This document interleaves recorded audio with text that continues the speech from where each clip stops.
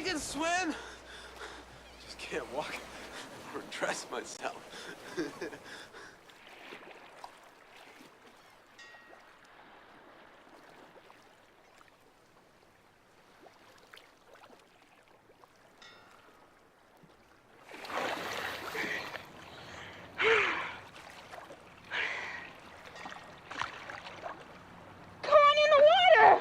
Take it easy. Take it easy.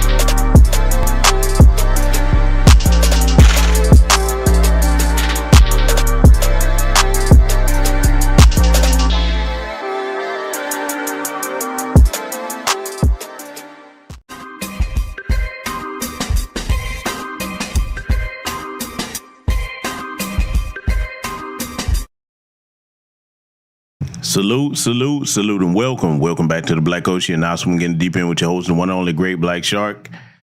Yes, family, unfortunately, we have a bit of serious discussion to have here tonight.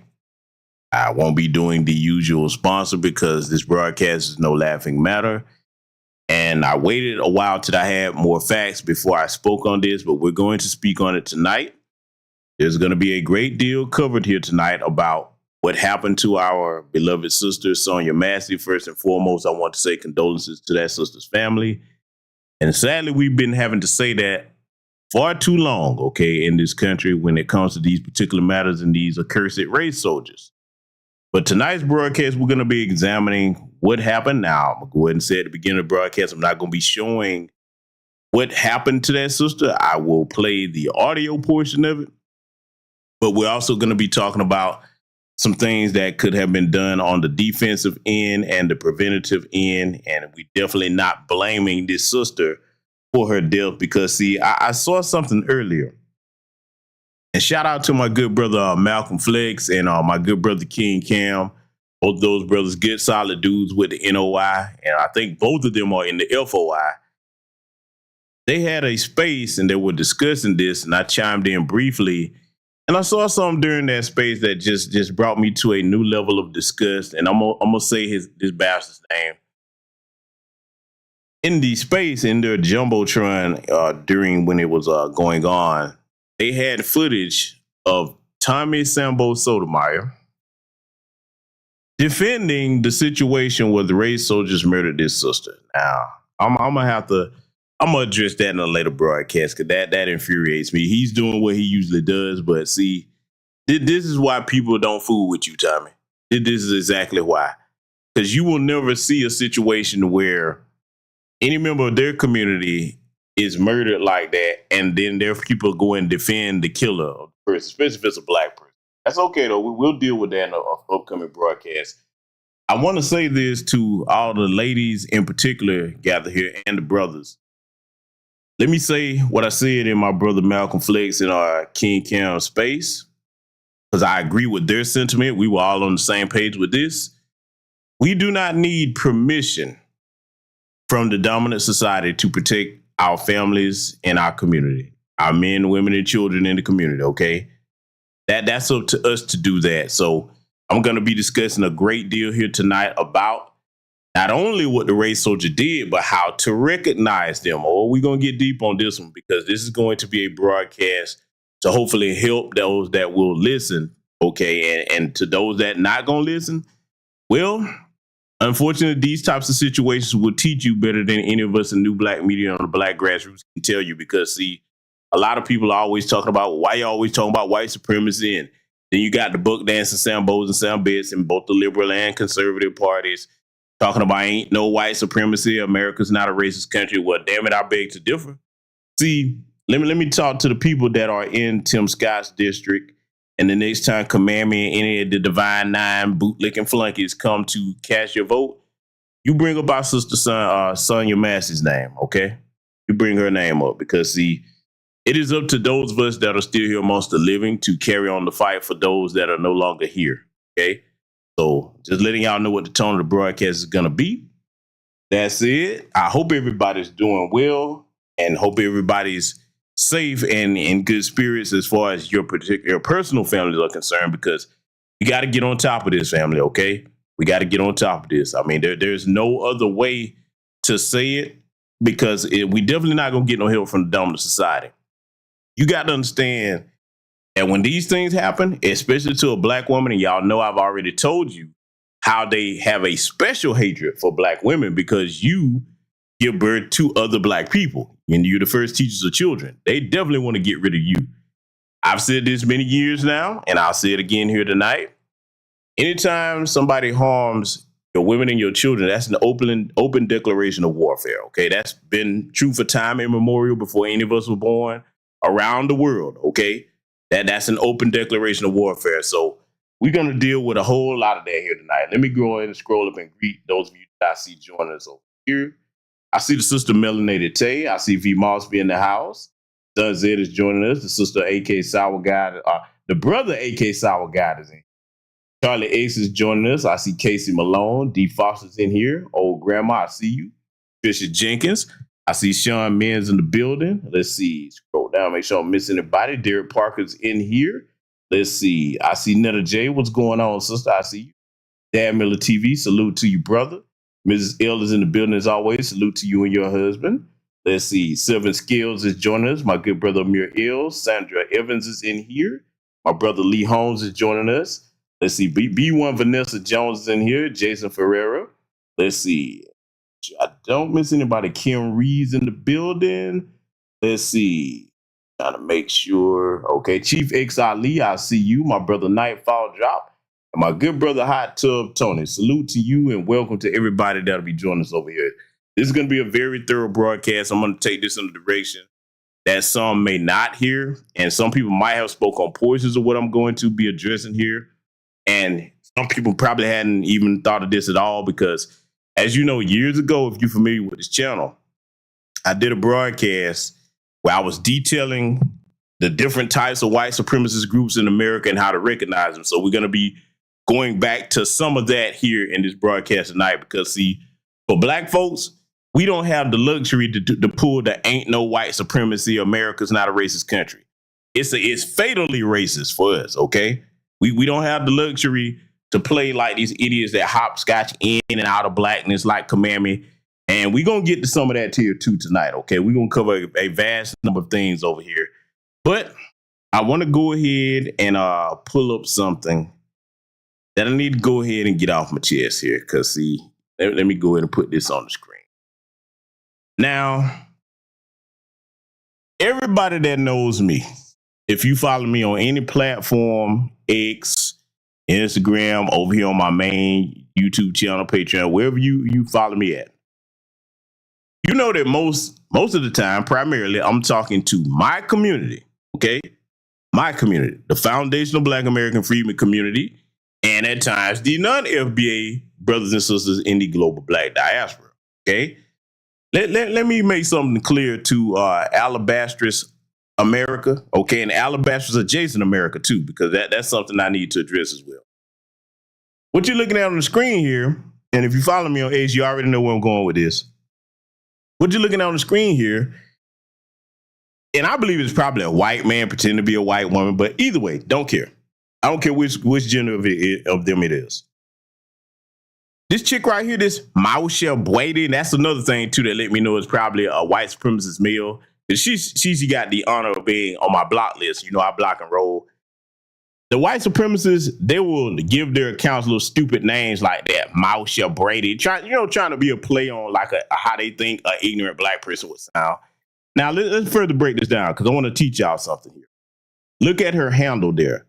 Now, if you don't know who Ayn Rand is, you need to look that up, okay, and see that's one of their white supremacist authors and what have you. In her bio, it has pro-choice, pro-LGB, okay, I guess she's not down with the T, fiscally conservative Republican. I will follow every black conservative account to prove that they are a force to be reckoned with. Now, before I get over to the right-hand side of the screen, let me talk to you people, okay? I'm going to talk to you like you talk to us, you people. The Tim Scotts, okay, the Mark Robinsons, most of them buck dancing flunkies that you had at the RNC, they don't represent the rank and file Black American, okay? Especially not from my lineage. So when you see them up here, and they have this in their bios, first of all, it's written like, I'm going to prove they're a force to be reckoned with. You always have a white person that want to claim to be an ally that's going to step in. I'm going to be the leader of the Negroes. Look at me. I'm going to lead them and herd them in this direction. See, that's a throwback from that plantation mentality. See, let me show you what she did here because I had to check her ass on X. Yeah, and the tweet is still up. Here's what she calls herself saying in one of my threads where I was getting on Kamami because y'all know I'm finna be giving her ass the blues till November. Oh, yes, I'm going to go all the way in and put both these B1 lace boots up in that ass. Yes, I am. I'm proud to be the villain because, see, I hear this narrative where a lot of people are like, oh, they're going to blame black men. Let me tell you something. I don't give a damn what you blame me for when I act in the best interest and the protection and empowerment of my community. I'm willing to be the villain all damn day long, okay?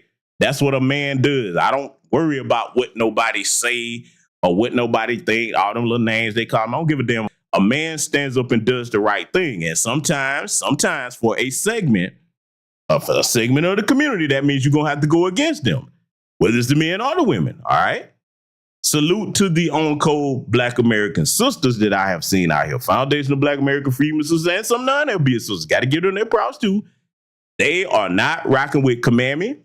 I've seen something where the goofballs like on the screen here have tried to co-opt that black women are not with Kamami or hashtag, and then they try to put MAGA over there. Let me tell you assholes something, okay? That them black women that's against Kamami, that doesn't mean they down with no damn MAGA, okay? Always trying to co-opt something. They love trying to do that. See, for you white people that are actually serious about trying to, work with black people and actually trying to, bring these conservative values in the Republican Party to us, don't do no shit like that. Don't hop on something and be like, see, these MAGA right here. If we don't say it, you don't put the damn label on us. That's something that y'all gonna have to get used to. Over there in both sides of the aisle, you don't label nothing that we got going on. If we'll tell you what we are, okay? We tell you. That's the first thing I want to get straight. Oh, yeah, we're finna get it straight over tonight. So she came over here, injecting her little raisins and potato salad, worthless as two dead flies opinion, into my tweet. Now, family, let me read this, what she said to you. First and foremost, can everybody hear me okay? Let me know if everybody can hear me crystal clear. So I want to make sure that I'm being heard, okay? Or make sure, because they're probably going to miss this broadcast tonight. Go ahead and expect it.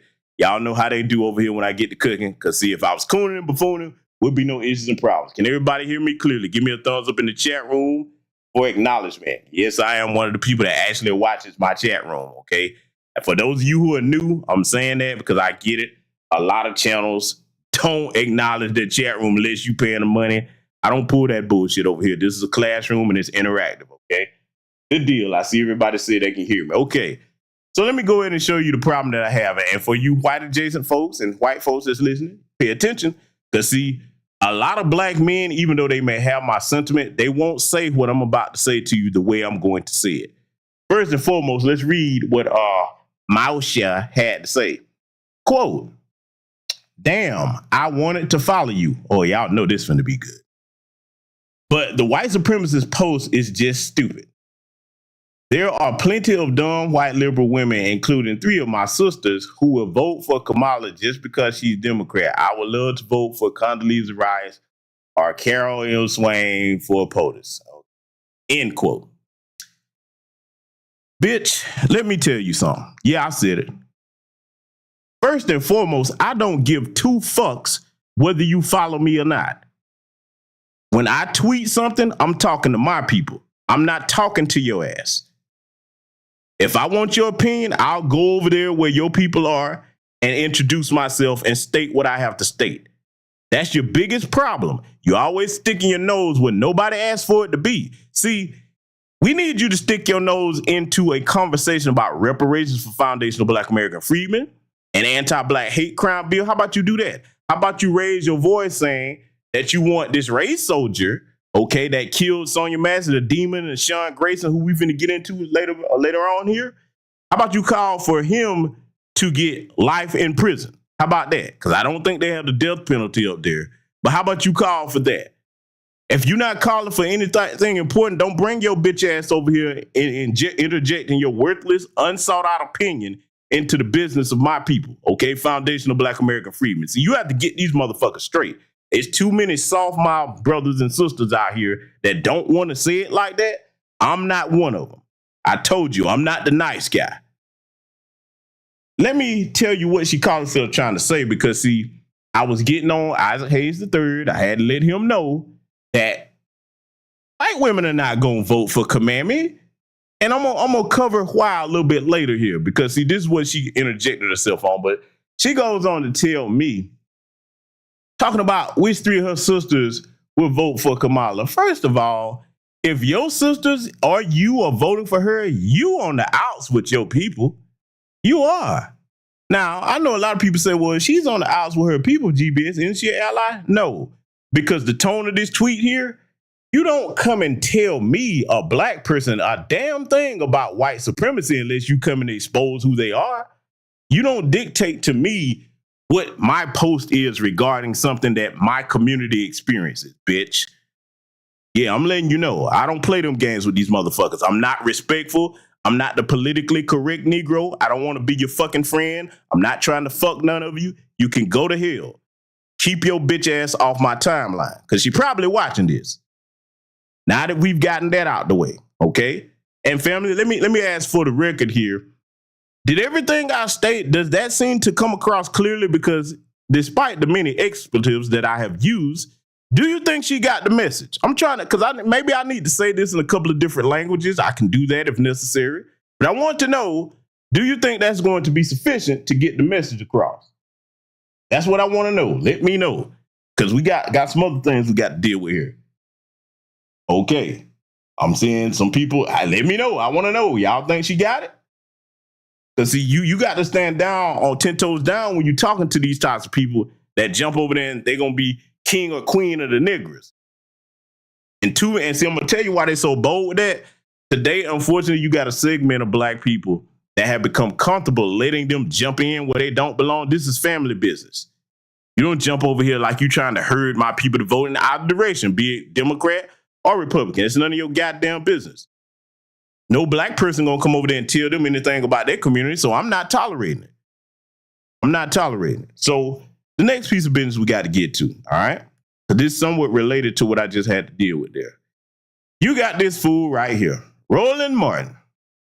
Oh, swollen Roland Martin. Oh, Lord.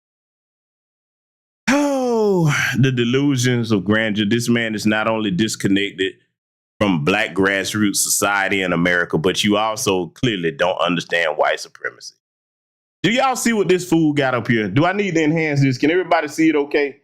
Because if I need to enhance it, I will make it bigger. Can everybody see it okay? Because I'm going to point something out about this.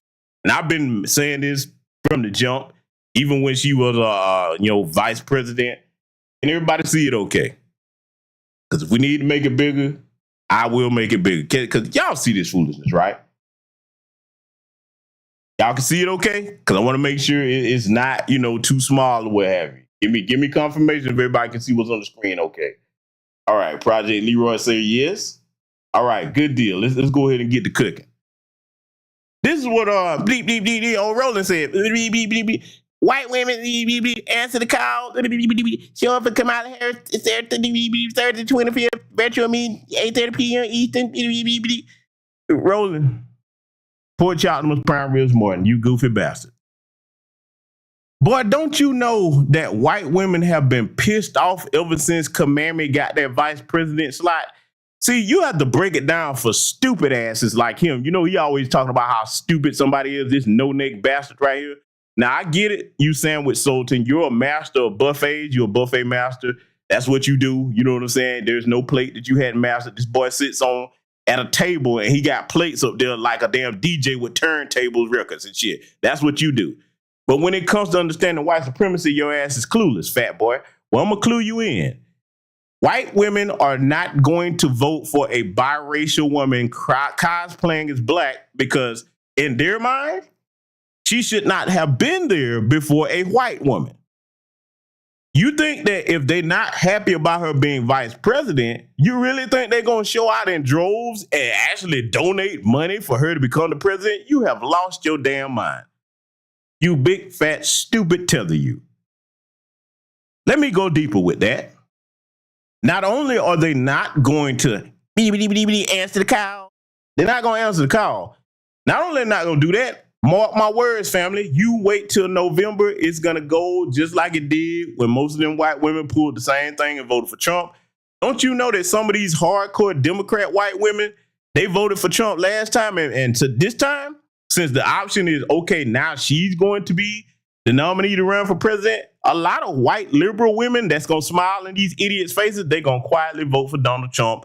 Mark what I tell you, I'm going to say it one more time. We've been trying to tell these idiots like Roland Martin, white women do not put their gender before their race. The white LGBTQ do not put their sexuality before their race. They put their race first. Just like we're B1, they're W1, okay? You better understand me when I tell you that. Watch what I tell you. See this idiot? That's how you, sometimes people like Roland, they don't realize that they're the greatest example in the poster children of the Dunning-Kruger effect. An idiot that thinks they actually sound smart. Stupid. If you don't know what the Dunning-Kruger effect is, look that up, okay? Because mark my words, he needs to be in the dictionary right next to that definition. Big stupid jackass. You need to be talking about answer the call so that these motherfuckers can get justice for our sister Sonya Massey. That's what you need to be doing, Roland. Oh, but that's too much like right, though. Too much like right. That's okay, though. I just wanted to go ahead and get that off my chest because, see, something else here I want to get to, okay? Something else I got to get to, and I know y'all have seen it by now. We're going to go ahead and get into it. Our sister right here, first and foremost, before we start breaking this down, again, I want to say condolences to her family. And see, what I'm looking at with this picture right here, I never knew this sister, and I don't know any of her family. But what I'm looking at, that could be a black woman in my family. That could be a black woman in your family, okay? That could be your daughter, your niece, okay, your aunt, whatever, your cousin, whatever the case may be. Brothers, black men, we're going to have to get together in these communities. Those of us that have the mindset to do it, because I understand we got some people amongst us, some men that ain't worth two dead flies. But for those of us that actually care, we're going to have to get together first and foremost with these sisters that we know, okay, live alone. And let me go ahead and get this out the way, because in case any of these stupid ass manosphere niggas are listening, don't come over here with that bullshit about, well, that's what they need a husband for. I get that. Everybody's situation is the same. But just because a woman doesn't have a husband and she's a law-abiding citizen, that doesn't mean she's not entitled to the protection of the community, okay? So I just want to get that out the way, all right? Salute to the good sister Sakina Collins for the cash out. Thank you very much, my sister. Let me tell you something, right? Brothers, and some of you, if you're over here on this channel, you probably already do what I'm about to say, but I'm saying this primarily for the young brothers, all right? Because now is a time where those of us who are older need to give some type of direction.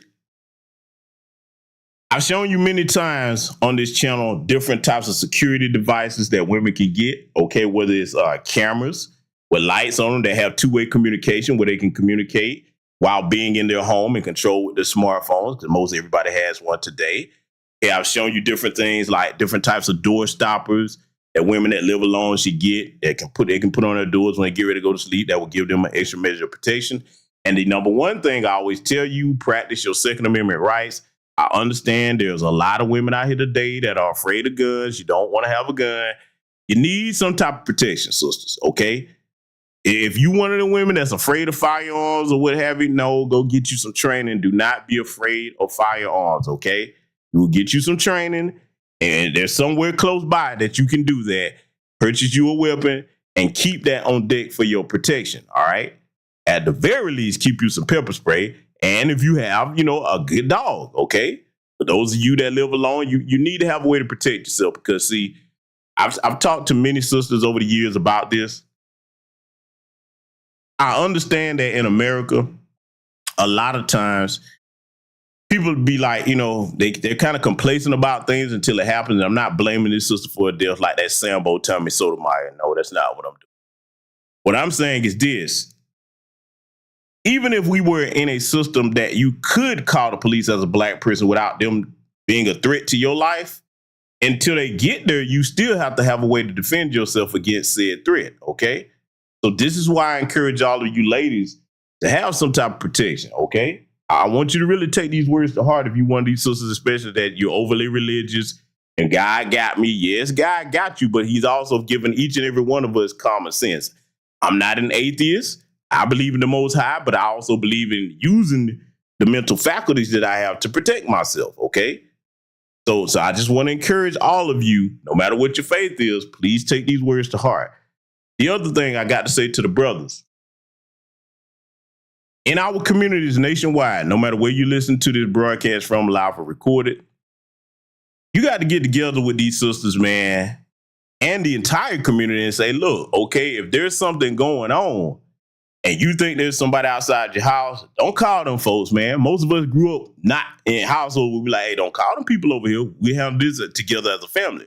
We got to get back to that because unfortunately, and let me go ahead and say this before I make the statement. Yes, we're tax-paying citizens. Yes, in a country that would be civilized and sane, we should be able to call the services that our tax dollars go to. But see, when you see things like this happen to our good sister Sonya Massey, no, that's not an option for us safely because they are the biggest cowards on the planet. How you gonna be afraid of this woman, okay, this small woman at that? We gonna get into it. You afraid of a woman, unarmed black people, period, because we've seen that over the years. But you got body armor, you got superior numbers, you got a radio that can't nobody outrun, you got SWAT teams, all these different, you know what I'm saying, military surplus weapons, thanks to Barack Obama with the 1033 program, you big-head bastard, you, okay? You got all of this and you that afraid? You got to be the biggest coward on the planet.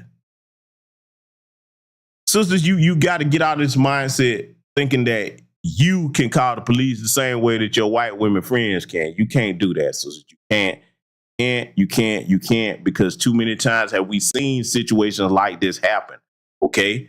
And I'm speaking to everybody of any lineage if you black tonight, okay? Look what happened to the brother Boston John. He was sitting there in his house down there in Houston, Texas, minding his own business, and a murderous race soldier busted in the door and killed him.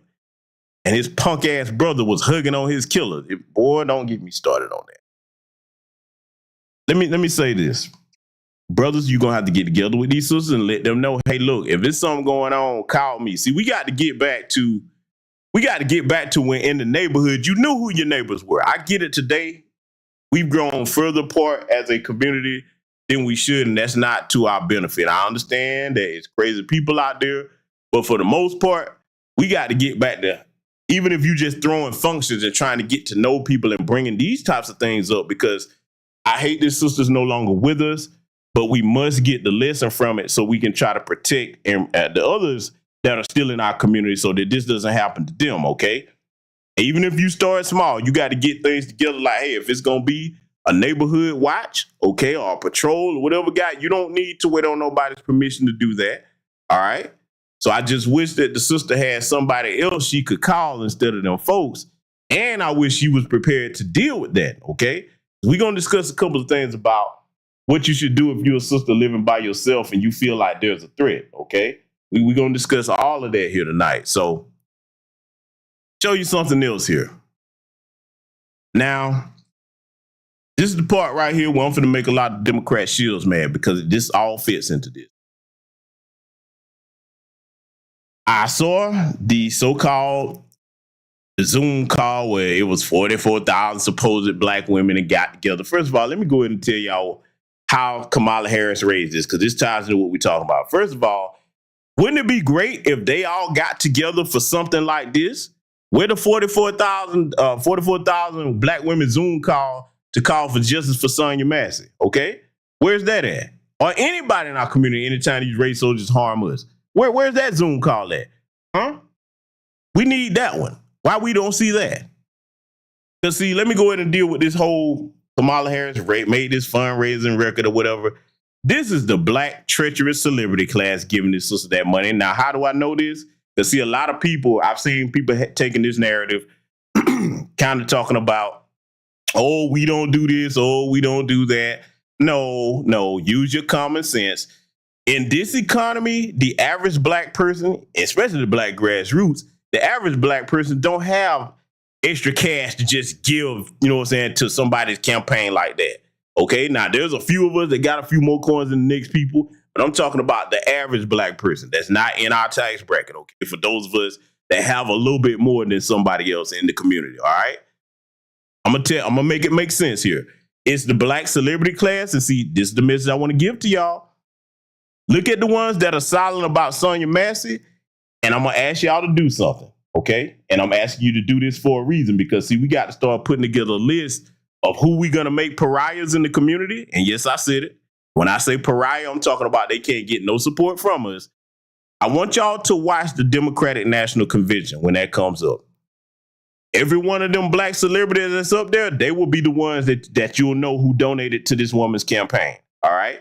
This woman has done harm to the black community for years when she was the top cop over there in California, okay? I want you to pay attention to them, because every one of them that show up, write their asses off. See, this is where the rubber meets the road. What I just said is going to be hard for some black people to do that worship celebrities, but I want you to hear me clearly. We can put them back in their places because anything that they go to do when they need support, let's be clear, whether it's movies, sports games, music, whatever, if they don't get the support from us, the trendsetters, their bosses don't fool with them. So we got to start letting them know, if you're going to be silent about our issues and you're not going to do anything for us, then don't ask us for no support. We see you supporting people that harm our community just because they cut you a slight check. Okay, cool. Don't ask us for nothing else. Now, what I just said, it's going to be hard for some black people to do that, but see, not for me. I hope that most of you listening are prepared to do that because, see, we have to start showing these people we can punish you too. You're not going to be this outsider in the community. Then every time you need something, here you come, buy my product, go see my movie, buy my album. Okay, come watch my movie. And then we say, well, hey, what about justice for Sonya Massey? Oh, well, I don't get into that. Okay, cool. We ain't going to get into what you got going on. Okay? That's how that's going to have to be from now on, family. Are y'all with me on that? Are y'all with me on that? Am I the only one that sees that this is necessary to do? To exercise some form of punishment towards these damn traitors right here? Because, see, unfortunately, some people looked at this and they thought that the average black person was doing this. Most black Americans are not fooling with no Kamala Harris. And see, this is the other point that I made too, because you got a lot of people in our community, they try to use this as a cop-out when it comes to black celebrities. They think that when somebody like me says something like that, that means that we just relying on them only. No, we're asking them to do their part. Nobody's saying that, hey, just wait for the celebrities. Nobody's saying that. Now, I have to break that down to some unintelligent people because you got a lot of people that they'll hear what I just said and think that you waiting on celebrities. No, I said they should do their part, just like we should. All right? Because, see, they have more money to do things faster. Do you know how long it would take the average black American that don't have it like that to raise $81 million? Huh? See, I'm making you think over here because, see, a lot of these people have this defeatist mindset where they think that, okay, look at that. These people raised it. I wish we all could do that. That's not the average black person. These are black celebrities donating that money to her. Use your damn common sense. And the people that's talking like that, they know who they are, okay? Got to get out that hole where you just look at something, the surface level of something. You got to actually analyze something and use your common damn sense. In this economy, the average black person is trying to make sure they keep a roof over their head, food on their table, and take care of whatever else they need to take care of in their household. They ain't got a whole bunch of extra money to be throwing all over the place like that. So no, this was not grassroots right here that donated all this money to her. This is mostly these little sororities and boule folks and the black celebrity class. So I want y'all, again, I know it's going to be painful to do, but I want you to watch the Democratic National Convention so that you can see who the traitors are, all right? And we going to have to go ahead and get serious about, okay, you going to do this? No problem. You can do what you want to do. You grown. Don't ask us for nothing, okay? Just like you want to sit here and act like you can't see when we need you, we're going to have to treat them like other communities would treat these people. Because let's be clear, every other community, especially the white buffer class, if any of their own don't come back and support the community and do their part, not do it all, I'm going to say it again, do their part, it's punishment for them. They'll be like, oh, okay, bet, don't come back here asking us for nothing until you get your mind right. We're going to have to make some examples out of these people, man. This is life or death for us. The people like the Tim Scotts and the Commandments. And see, let me get back on her for a minute. She jumped her ass up there and talking about with Tim Scott, America's not a racist country. Well, bitch, how you explain what happened to Sonya Massey? Tell me that. I'm not playing with these people, man. This is life or death for our people.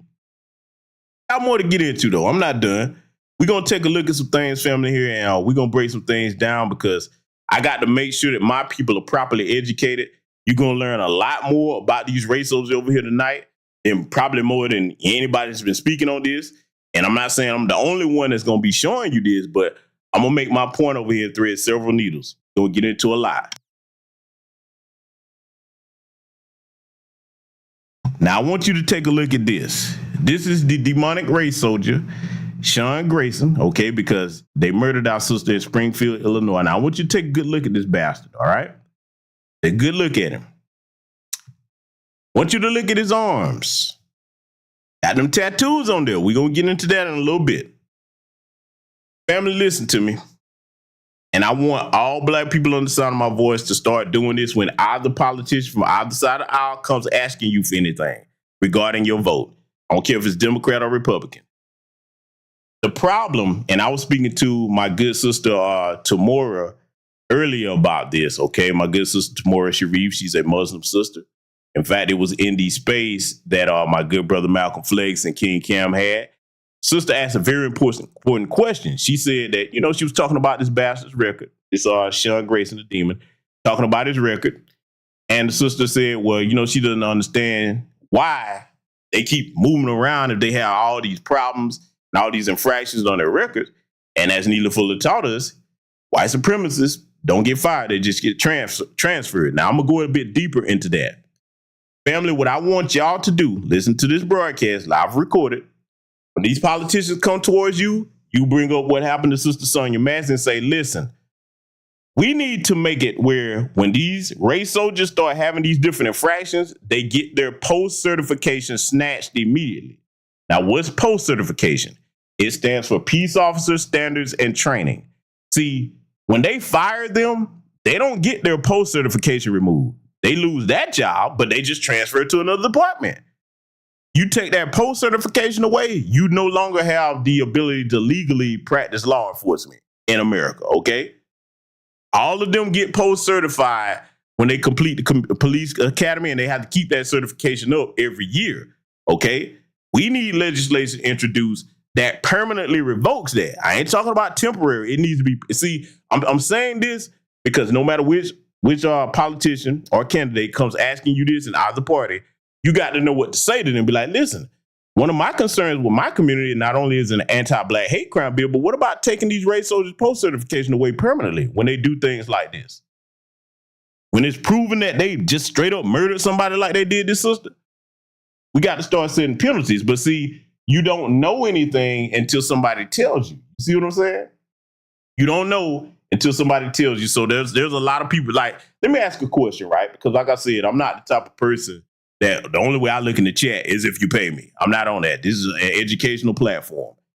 How many of you in this chat room knew what a post-certification was until I told you?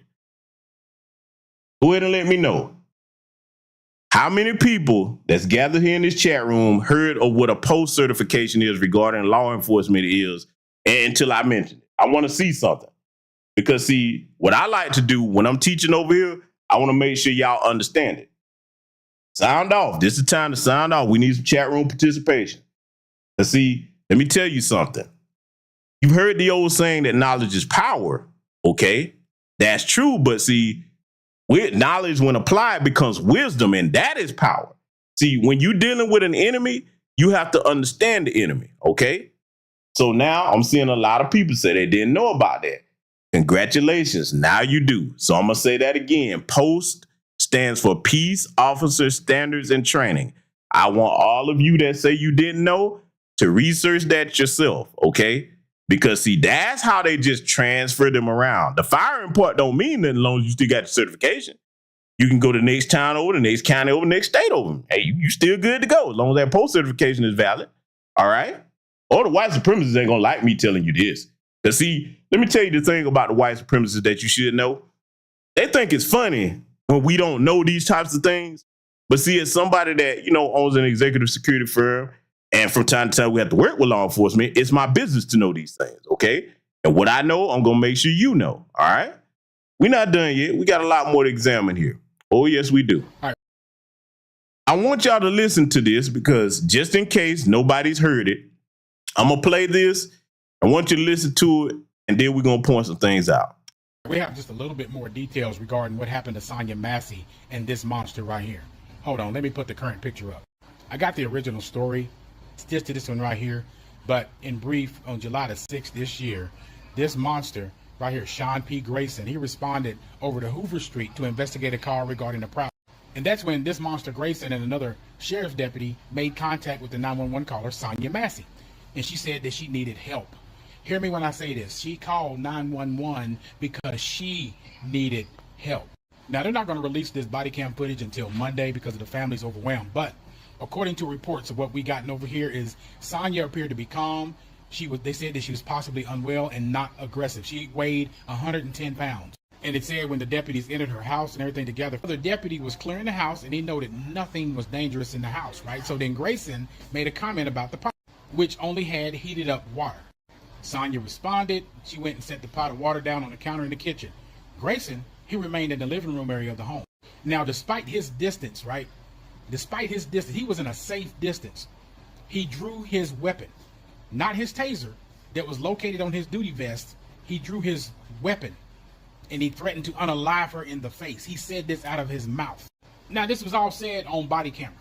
And then with Sonya seeing this weapon, she put her hands in the air and these were her last words: "I'm sorry," while she was ducking for cover behind the counter that separated her from the monster. And it said that while his firearm was still drawn, he proceeded to close the gap between him and Sonya. And then he aggressively yelled at her to put the pot down. Why? And before I go any further, he turned off his body camera when he went inside. The other deputy had his own.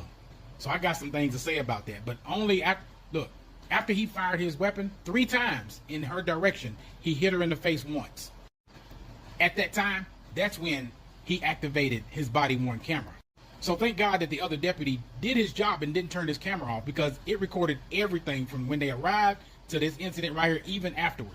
But it gets more deep, because after he shot her, the other deputy announced that he was going to go get his medical kit from the vehicle, but Grayson told him, due to the severity of her injuries, don't worry about it.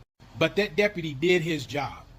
Despite what that monster said, he did his job and he still rendered aid, and he stayed with her until the EMS arrived. And it showed that Grayson, the monster, did not attempt to render any kind of aid to Sonya. I'm glad that when they did this independent investigation, they found and saw for themselves, witnessed it, that he was not justified in his use of force. And they said in their report that his actions were likened to the scenario of an officer intentionally and unnecessarily placing himself in front of a moving vehicle and then justifying the use of force due to fear of being struck. I got a lot of questions about, because a lot of things don't make sense. Who was it that was at her house to make her call 911 to make it think that somebody was trying to break in? Was it him? Because he's known for stalking. He's known for stalking women. So was it him that stalked Sonya and she thought it was somebody trying to break in? And then when he unalived her, was he silencing her from talking? This was a hit. This was intentional, and it was a hit. He did this, in my opinion. He did this to silence her, because it was him. Where she called 911, it was him that was over there. And there are a lot of people talking about how he used to stalk people and stalk his ex's sisters through multiple counties, even when he was only a cop in Auburn and out of his jurisdiction, pulling dogs on people and finding nothing. These people know what he's capable of, let alone that he's been fired from several police departments. Fired, kicked out, nada. We don't want you over here. And allegedly through the help of his future father-in-law, he was able to get on with these guys. Wow. I think everybody needs to be held accountable, because they knew his background. He didn't even pass a psychological test. They knew his background. Everybody needs to be held accountable. This was a lynching. This was a hit. And I really think that really think that it was him that she called 911 on, and he silenced her. What are your thoughts?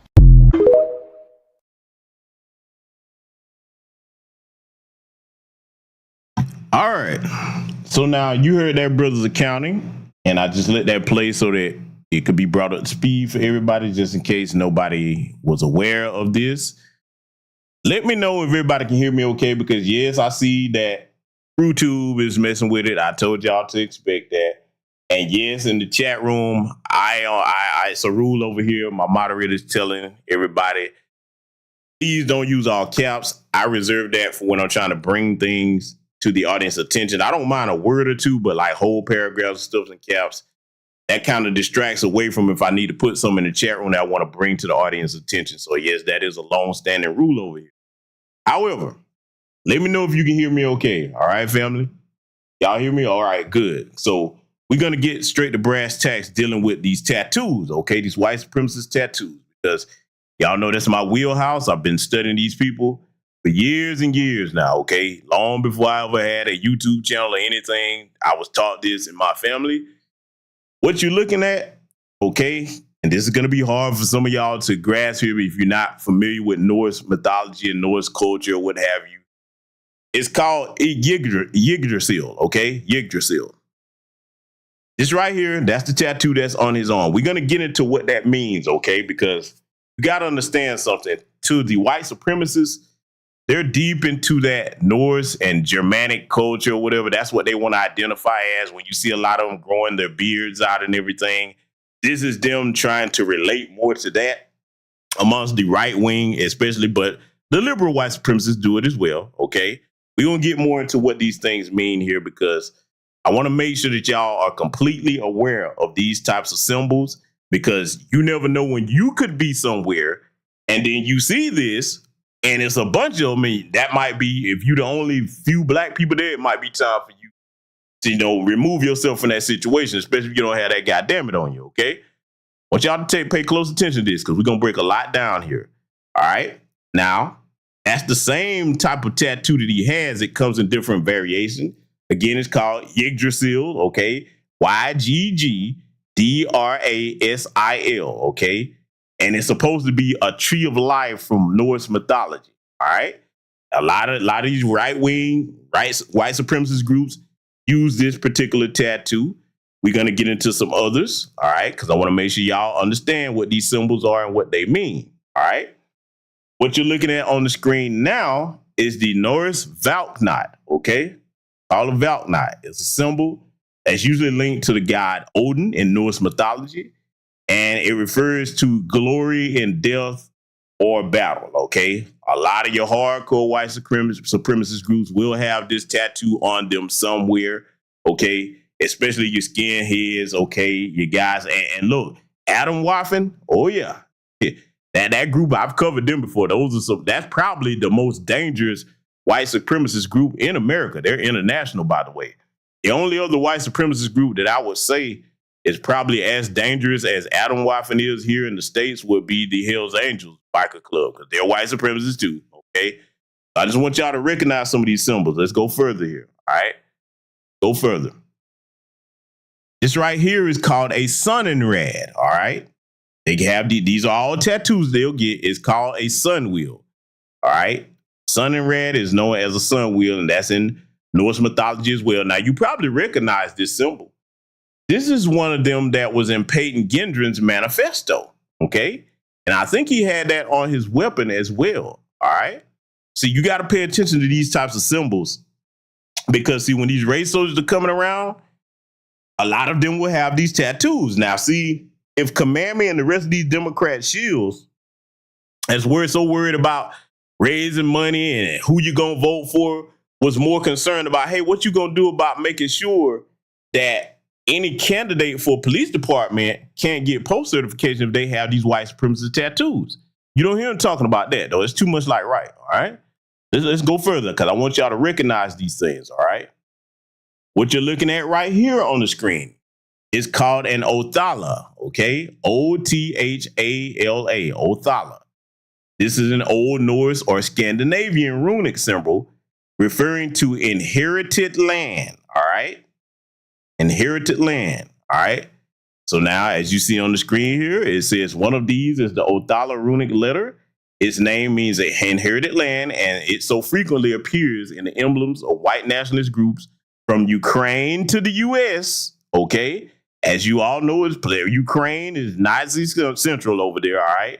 So just remember that because, they imported some of them over here, all right? So this is the other reason why Jim Crow Joe Biden has not done us a favor. He's introducing all these anti-black illegal aliens over here and some legal ones like the Ukrainian refugees, all right? You better understand, they do not like black people over there. If you don't remember, during the pandemic, remember how they was treating the Africans that were over there, the African students, no less. Students, throwing them out in the freezing cold, blaming them for the pandemic. See, I don't forget anything over here. I make sure I'm thorough with this because I want my people to understand what you're dealing with out here. These things are life or death for us.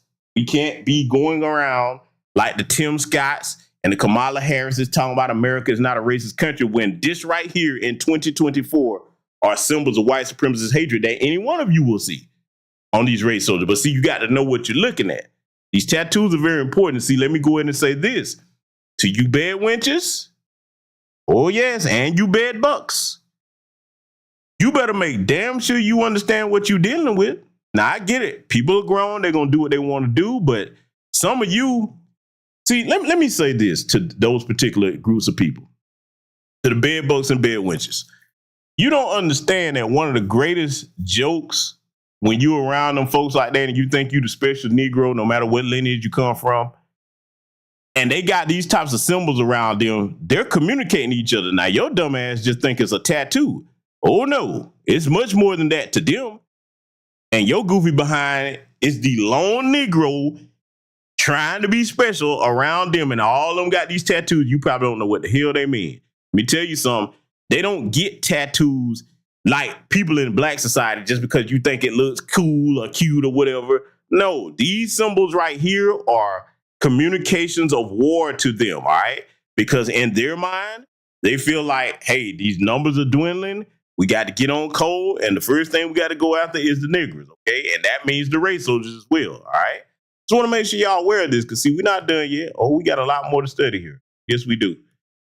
Now, I'm not going to play the video of what happened to the sister, but I'm going to play the audio of it because we got to point some things out about this particular white supremacist execution that took our sister's life. If you look on the screen here, you see this is the dearly departed sister, Sonya Massey. And you see this demonic, overgrown coward of a race soldier towering over this sister. Now, let me go ahead and deal with something off rip that I've been hearing a lot of the white supremacists rant and rave about. A lot of white supremacists have been talking about, well, she had a pot of boiling water. That could do something to you. First of all, as far back as they were, that hot water would not have even reached any one of them. And it ain't like you couldn't see it coming and move if she was trying to throw that at them, okay? Here's the other way that doesn't make sense. For them to actually pull their service weapons to shoot this sister in the head. Why couldn't you just have said, hey, okay, just turn it, burn off, but don't pick the pot up, come back over here and talk to us, ma'am, please. You didn't hear them say that at all. You know why? We're going to get to why. I'm going to play this audio, and I'm going to say this to you, even though I'm not going to show the video. If you got small children listening to this, you might not want to let them hear this because this can be very traumatic for them. And I'm going over this for a reason here because I got to point some things out. And I'm not going to sugarcoat things. So I'm going to play this audio, and then we're going to continue from there.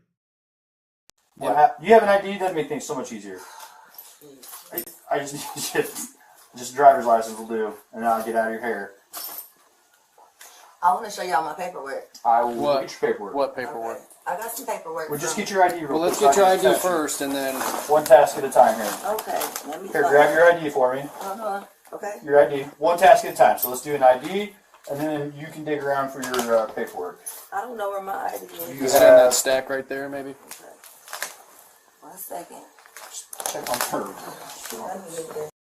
So I'm going to pause it right here and interject.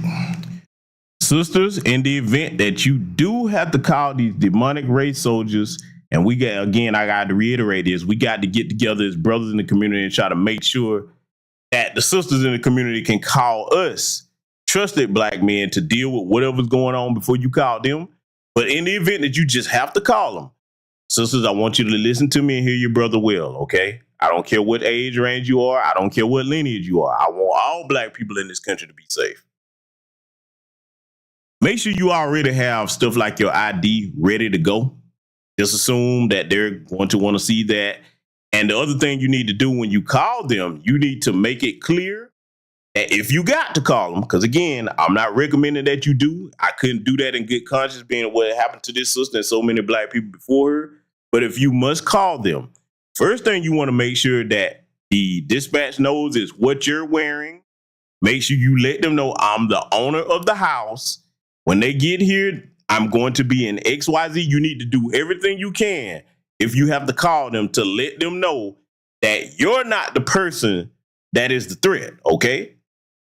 Communication is everything, all right? Because see, unfortunately, a lot of our sisters think that they can just call the police and that they're safe and they're going to show up. No. Too many of our people have lost their lives thinking that you can do that. Because some of these bastards, like these race soldiers here, they come out to deliberately kill black people, okay? So those are two things I wanted to make sure that I drop on you sisters' minds, because I get it. There will be times where you will have to call them, but you got to try to do everything in your power to mitigate dealing with them and make sure things, you know, that are in your control go as smoothly as possible. Let's let it continue. We don't need a fire while we're here. Right. Okay. Let me see. Okay. Where you going? Huh? Where you going? Away from your hot steaming water. Away from my hot steaming water? Yeah. Oh, I would rebuke you in the name of Jesus. Huh? Rebuke you in the name of You better fucking not. I swear to God, I'll fucking shoot you right in your fucking face. Okay. Now, let me go ahead and deal with this for the Sambo Sotomayers and you goofy white supremacists. See, years ago, my good brother George Macon said that these people are not fit mentally to even be anywhere in authoritative or policing positions over this. And I have to agree with my brother on that. We have many disagreements about certain things, but we definitely see eye to eye on that. They are not mentally fit to be policing over black people because they don't even understand the terminology we use. Now, every black person in here, especially if you're from the South, you know that if a sister says, I rebuke you in the name of Jesus, that's not a threat. She was saying, I rebuke that, what you're talking about in the name of Jesus. But see, I'm going to give you some more homework I want y'all to do, okay? And brothers, you definitely need to do this. I want the sister to do it, but I'm aware that when it comes to something that's going to be this extensive, it'll be most of the black men under the sound of my voice that take me seriously. No disrespect to you sisters, but I want y'all to study something because see, it's going to help you a great deal. Salute to the good sister, Ms. L, for the cash out. Thank you very much. I want y'all to, on here on YouTube, because you can find it, I want you to go find the movie Birth of a Nation, the one by D.W. Griffith. Now, the reason why I'm saying a lot of people probably not going to want to do it, it is 3 hours long, but I'm telling you to watch that at your leisure when you can and study it, because that movie right there, that's exactly how they see black people today. Huh? I'm telling you this, to go and watch that movie for a reason. Because when you watch it, you're going to be like, you know what, brother, you're right. They do still see us this way. Okay? For those that are not aware, my younger people, Birth of a Nation, white supremacist film, and go and look at what they said about it historically. I'm going to make y'all do your homework on that. I already know, but I want you to know. Let me tell you something. That was known as the first blockbuster film, okay? If you didn't know that in Hollywood.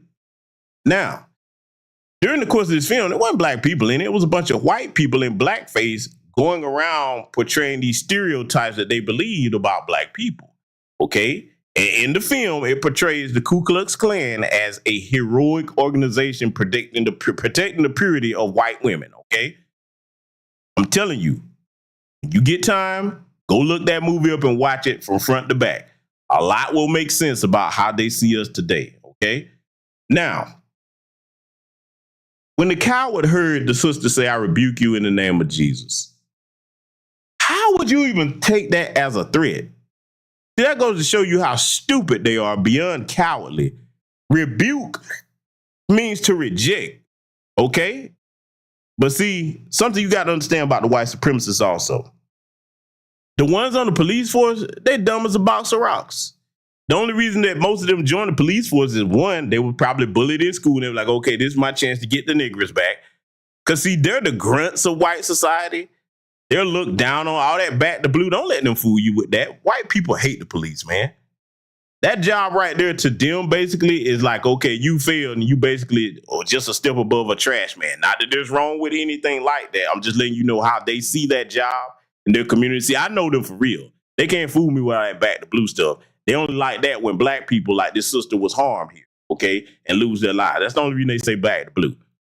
All you got to do is just watch how they interact with police. And for those that don't know it, it's white people that are the main ones that are shooting at the police, not black women in their homes. No, it's not. Not black people, period. So now if the idiot would have just stopped to think about what he's saying and see, look, let me go here with it. Because see, I'm gonna take all avenues of defense away from the white supremacists. Yes, we all know, sure, hot water is very dangerous. It can harm you. What this sister was probably doing, and see, I recognize this because I'm from the South, and this happened in Springfield, Illinois, but a lot of people from the South did move up to Chicago. Watch this. I know all my foundational Black American freedmen, Southern people are going to understand what I'm about to say here. Family, how many of you had the privilege of knowing your grandparents or great-grandparents on either side of your family? You ever heard of what potash is? You know what that is, huh? For those of our great-grandparents that were elderly, lived by themselves, probably didn't have a farm. Anybody ever heard of what potash is, huh? Y'all heard of that? Where my foundational Black American freedmen, Southern people in here, huh? Y'all know what potash is, right? Because that especially women, if they lived alone, they didn't have nothing else to defend themselves. Hey, they would boil some water. Like, okay, I'm gonna dash this on your ass, and trust me, if that hit you, oh, you gonna know you've been hit. It will change your mind. So now I'm just saying that to acknowledge that, yes, we understand how dangerous hot water can be. However, I'm not playing the video, but in the video that all of you have seen is out there, because I don't believe in traumatizing my people like that.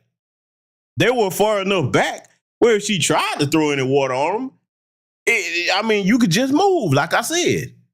Then, why didn't you give the command, hey, sister, just turn the burn off, Miss Massey, turn the burn off, and just come on back over here, and then you go back to that after we leave.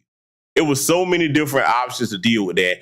And then I got to go back to this Neanderthals low IQ, since they always talk about Black people got low IQs. How the hell did you not understand what the word rebuke means? Now, I've seen this video, and this is where Sambo Sotomayor comes in at. They're parading this slowed down version of the video where when the sister was nervous as hell because you got your guns drawn at her, and she has the pot, and she's holding it. The water was already out the pot. She's holding it, and what little was in there, she put the pot in front of her hoping like, hey, maybe I need to use this to keep from being shot. Because all of us in here, men, all of us, brothers, and I'm not saying this to insult you, sisters, so I want you to listen to me. Every Black man in here know that, yes, our women run their mouths, and she wasn't belligerent or doing that, but I don't care the toughest woman that you know. For the most part, if they're afraid, all that tough talk go out the window. She had the natural reaction of any woman if somebody, big overgrown race soldier, is going to pull their guns on her like that.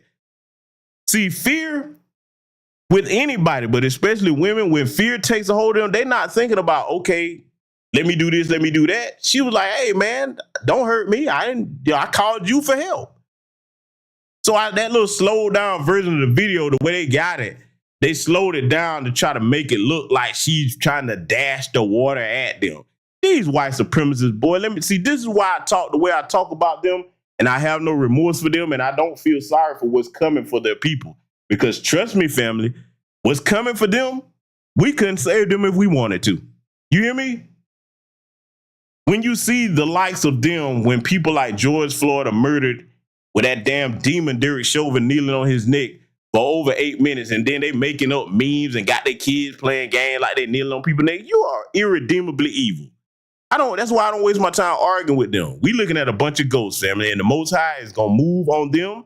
He already done started dropping them numbers, but see, they still don't get it. They're a defiant, hard-headed, demonic people. You hear me?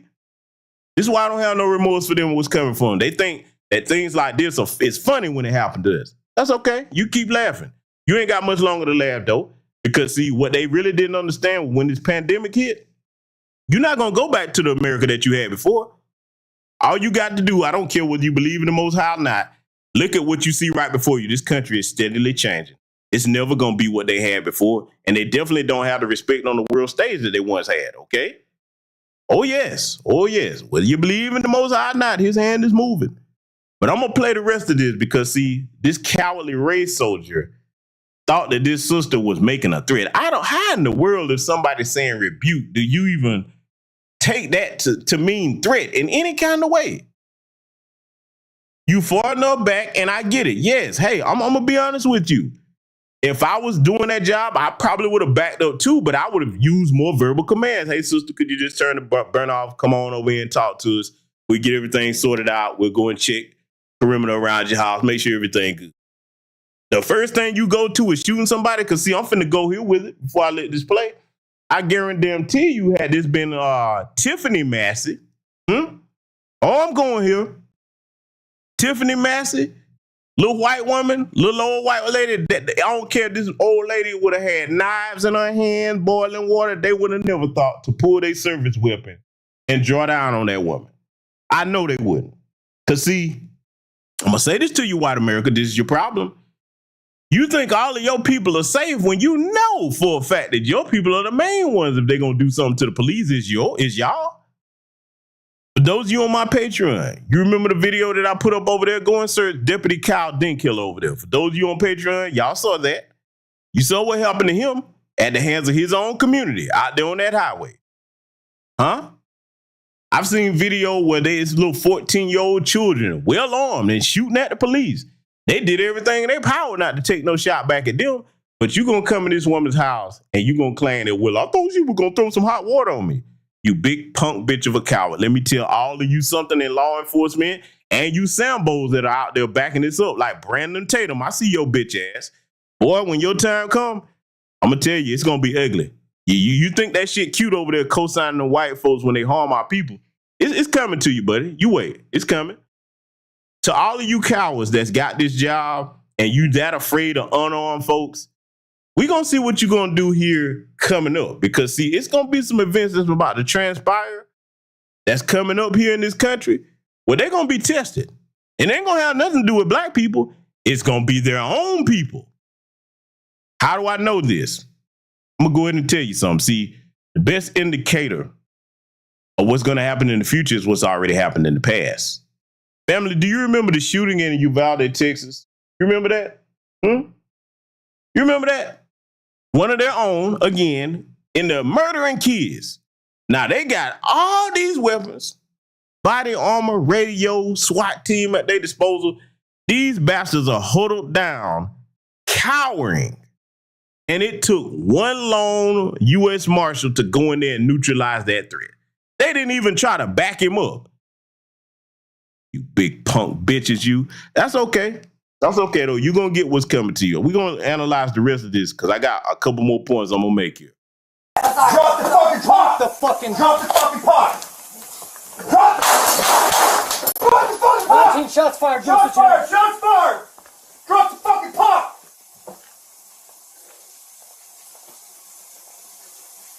Bring EMS now. We got a headshot wound to the female. Headshot wound to the female. 1078.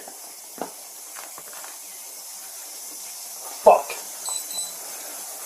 I was on. Now I'm going to pause this right here because this is why I'm not showing y'all this. Like I said, you want to see that, you can go and find it anywhere on X or wherever you're going to look for it. Now, I got a question to ask my audience here tonight.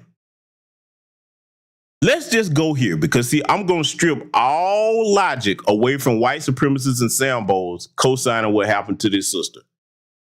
Let's just say she was aggressively trying to throw some water on them. Why is it so important that you just stay there and have her put it down? You see, look, a trained officer, let's just say she was having a mental breakdown. Because I'm finna take all the logic away from this and show her how evil these white supremacists are. Let's just say she was having a mental breakdown. She decided, hey, I'm just going to throw some water on these two big old white police officers. Okay, for no reason. Why wouldn't you have backed out and tried to deal with the situation another way? Why is the first thing you got to do is draw a gun on somebody that's not an immediate threat to you? You see this? Oh, you see how bad this look when you break it down? All the different ways they could have dealt with this, because see, I've seen videos of them, not only people shooting at them, but people stabbing them, and they still don't draw their service weapon on them and try to kill them when they're white folks at all. Plenty of you have seen things like that as well. I know you have. See, I'm trying to show you how this is a deliberate killing, and like many have said, you got to understand something. This is why I want you sisters to listen, those of you that live alone. You better understand that these white supremacists, like over there in Los Angeles, that's not the only one, but that's the one that made the news. They have open white supremacist gangs over there in that police department called the Executioners. That's nationwide. That's just the one that got the most press. But one of their initiation rituals is to kill a black person, just like in prison. Okay? Many of us in New Black Media have shown you that in prison, When they wear those black boots, they have black boots and white laces. And when they kill a black person, they change the white laces to the red ones, meaning that they've been blooded. They've qualified to go up in rank.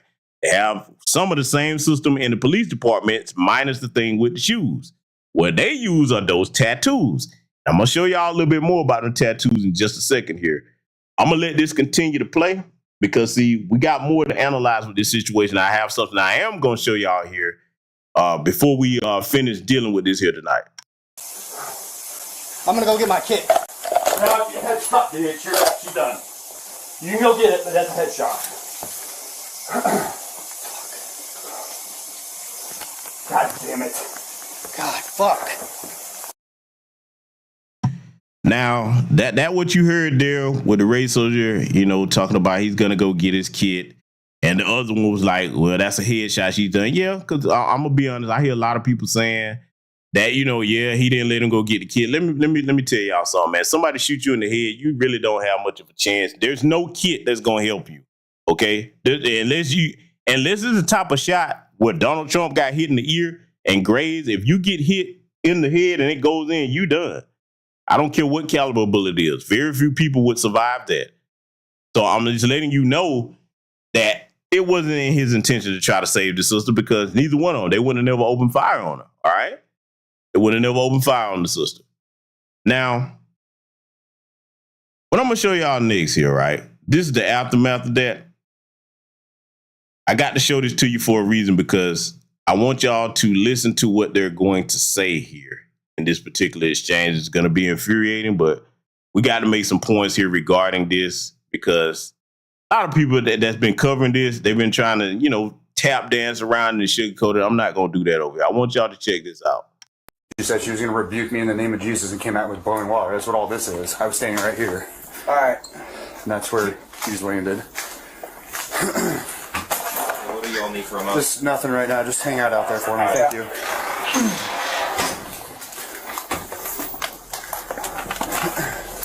I need claims and people around the house if you guys can. But other than that, that's I think it. Anything else suspect? Me. I didn't know what happened. You got any questions? Yeah, I'm good. This fucking bitch is crazy. Y'all heard that? Yeah, I'm good. Fucking bitch is crazy. Now, you hear how they're talking about that sister? You hear how he was talking to her when she was alive and now that he's killed her. Let me drill this into our sister's head because as black men, we get it. We understand. But unfortunately, there's a segment of sisters in our community that you know, you like to jump up and call the police. And I got to speak to that segment, okay? Not talking to the sisters in here, but I'm talking to that segment. They know who they are. A lot of you are in these situations where if you get into a verbal, you know, disagreement with your dude or something, you want to hop up and call the police. Now, I can see if he put his hands on you, but just to call the police on him because you like, oh, I'm going to make them come and make you do what I tell you to do. Let me tell you, dude, something. If you ever dealing with a chick that's doing that to you, to end that relationship because she could cost both of you your lives. You understand? And I don't think I need to explain why what I'm saying is not reaching. Look at this situation. When them police show up, that's not a game, okay? You don't be calling the police on somebody just because you got a disagreement with somebody verbally and nobody's threatening to physically do anything to you. You could be calling in both of your death warrants with these crazy race soldiers out here that's got it in to actually execute black people. You see how he talking about her? Because see, I've said this for years, but it takes things like this, unfortunately, to wake some black people up because they think that black folks like myself are just being militant. I'm just saying it. I've told you they don't see us as human. Listen to what he called her. This bitch is crazy right here. He's not distraught. He don't show no remorse because of course he's not. He's trying to execute this sister. Why didn't his partner say, hey man, put your service weapon up. We don't need to handle it this way. See, as a police officer, you're supposed to be trained to de-escalate situations, huh? Because see, I'm pretty sure, like I said, all you would have had to do was tell the sister, hey, just turn the burner off, come on back over here. Why was that not an option? Huh? Why was that not an option? You would have did it for any white person. I'm gonna let the rest of this play because I'm not done by sight yet. There's a lot more to learn.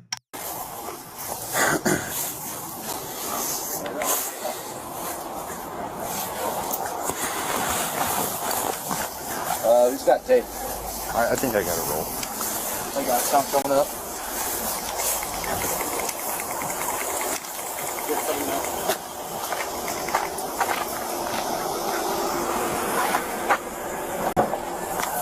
You got enough? If not, I got a roll.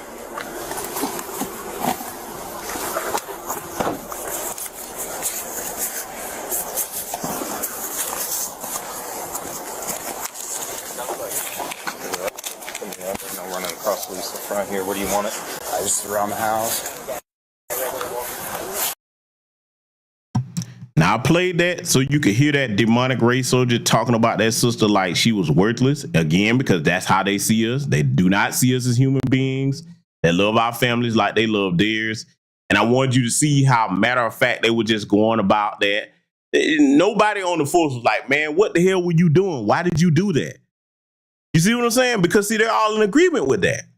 That's how I know every one of them was race soldiers. And see, let me show you something else here, family. Oh, yeah, I got to show you something else because I want to make sure that we're thorough here, breaking this down about these tattoos. I want to make sure that you can see this okay. Let me know if everybody can see this on the screen okay, all right? I want to make sure that y'all really understand what you're looking at, okay? Can everybody see this on the screen here okay? It's particularly on the left-hand side. You should be able to see the right-hand side okay. Can everybody see that left-hand side okay? We're going to break something down about this, all right? Y'all see it? Looking for confirmation. Okay. I'm starting to see some yeses in here. Is that everybody? All right. Because if it's not, I'm asking enough people to let me know. If it's not, I'll just, okay. Good. I'm going to go ahead and get into what I need to say about this. Looking at that left hand tattoo there, that left arm tattoo, that's the race soldier that murdered our sister Sonya Massey. This is a Nazi German tattoo called a Totenkopf. Let's read what this is. I want you to understand these things when you see them out here. For the Kamala Harrises and the Tim Scotts, they think that this is a joke, okay? They don't have to deal with these race soldiers like that. They got Secret Service protection, all right? The average black person doesn't have that. According to a writing by it says Heinrich Himmler. Okay, you already know over here, if you've been on this channel for years, I did a broadcast on who Heinrich Himmler was. In case you don't know who he was one of Hitler's second in command over there in the Third Reich, Nazi Germany. The Totenkopf had the following meaning. The skull is the reminder that you shall always be willing to put yourself at stake for the life of the whole community. Now, that's an edited version, but the whole white community is what that means. That is a common Nazi white supremacist tattoo. When you see that with them skulls on it, them white boys don't have that just because they thought skulls were cool. All of those tattoos they get like that have meaning, especially in these police departments. There's ways for them to communicate to each other which are part of these little white supremacist gangs or ideology they believe in, okay? So I want to make sure that everybody's clear on that. Everything I'm showing you over here tonight, this is what I always tell you to do in my audience.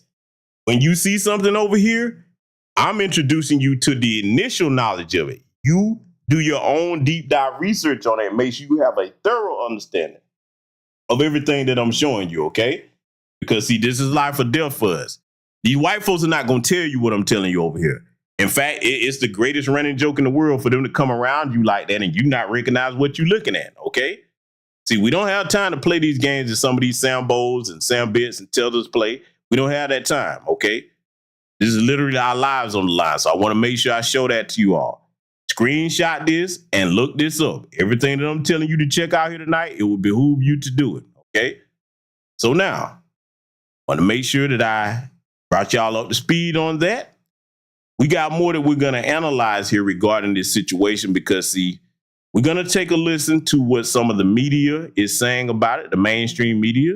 Now, from what I understand, the race soldier has been charged and he is behind bars. His ass should stay there until trial. Okay, at least that's the latest that I saw. I don't think he's free on bail. If any of you have information to the contrary, feel free to update me and let me know. But let me say this to the community. This is going to be one of them where if need be, we're going to have to ride for Sister Sonya just like we did for George Floyd. We got to let them know that you don't get to do this and then just wake up in the morning and have breakfast and hug your kids and everything is cool. Nah, we gonna have to let you know that when you do this, okay, you know what come next. You know what come next. What's understood don't need to be explained. I want y'all to check out some of this of what the media is saying here, and we're gonna further continue to break some things down. Continuing coverage tonight, the former deputy accused of killing a Springfield woman has pleaded not guilty to murder charges. Thank you for joining us. I'm Eliza Petrie. Sean Grayson appeared before a judge for the first time since being arrested yesterday. He was also ordered to stay in custody in a local county jail. We have been following this story for you from the beginning. This evening, we are bringing you team coverage as we continue to learn more about what led to the death of Sonya Massey. We start with Fox Illinois' Julia Rosier, who was in the courtroom this afternoon. Julia? Eliza, that's right. Sean Grayson made his first appearance in the courtroom today in person. Cameras were not allowed inside the courtroom, but the courtroom was crowded with Sonia Massie's family and friends. Today's hearing was to decide whether or not Grayson will stay behind bars while awaiting his trial. The prosecution argued that Grayson is a risk to the community and no combination of conditions would limit that threat. But the defense had three separate arguments: ties to the community, as he worked for several different law enforcement agencies throughout central Illinois. He's not a flight risk because he hasn't tried to run since the incident, and his medical history. He was diagnosed with colon cancer and has an ostomy bag. And let me pause it right here. And let me pause it right here to say this. And look, let me make it clear I'm speaking for myself, not speaking for any other member of the New Black Media. I'm not telling y'all what to do. But may that cancer eat that son of a bitch alive from head to toe. Yes, I'm saying it. I don't believe in wishing, turning the other cheek or wishing pleasantries upon our enemies. No, may that cancer eat every part of your ass up before the damn trial. Yes, I'm calling for that.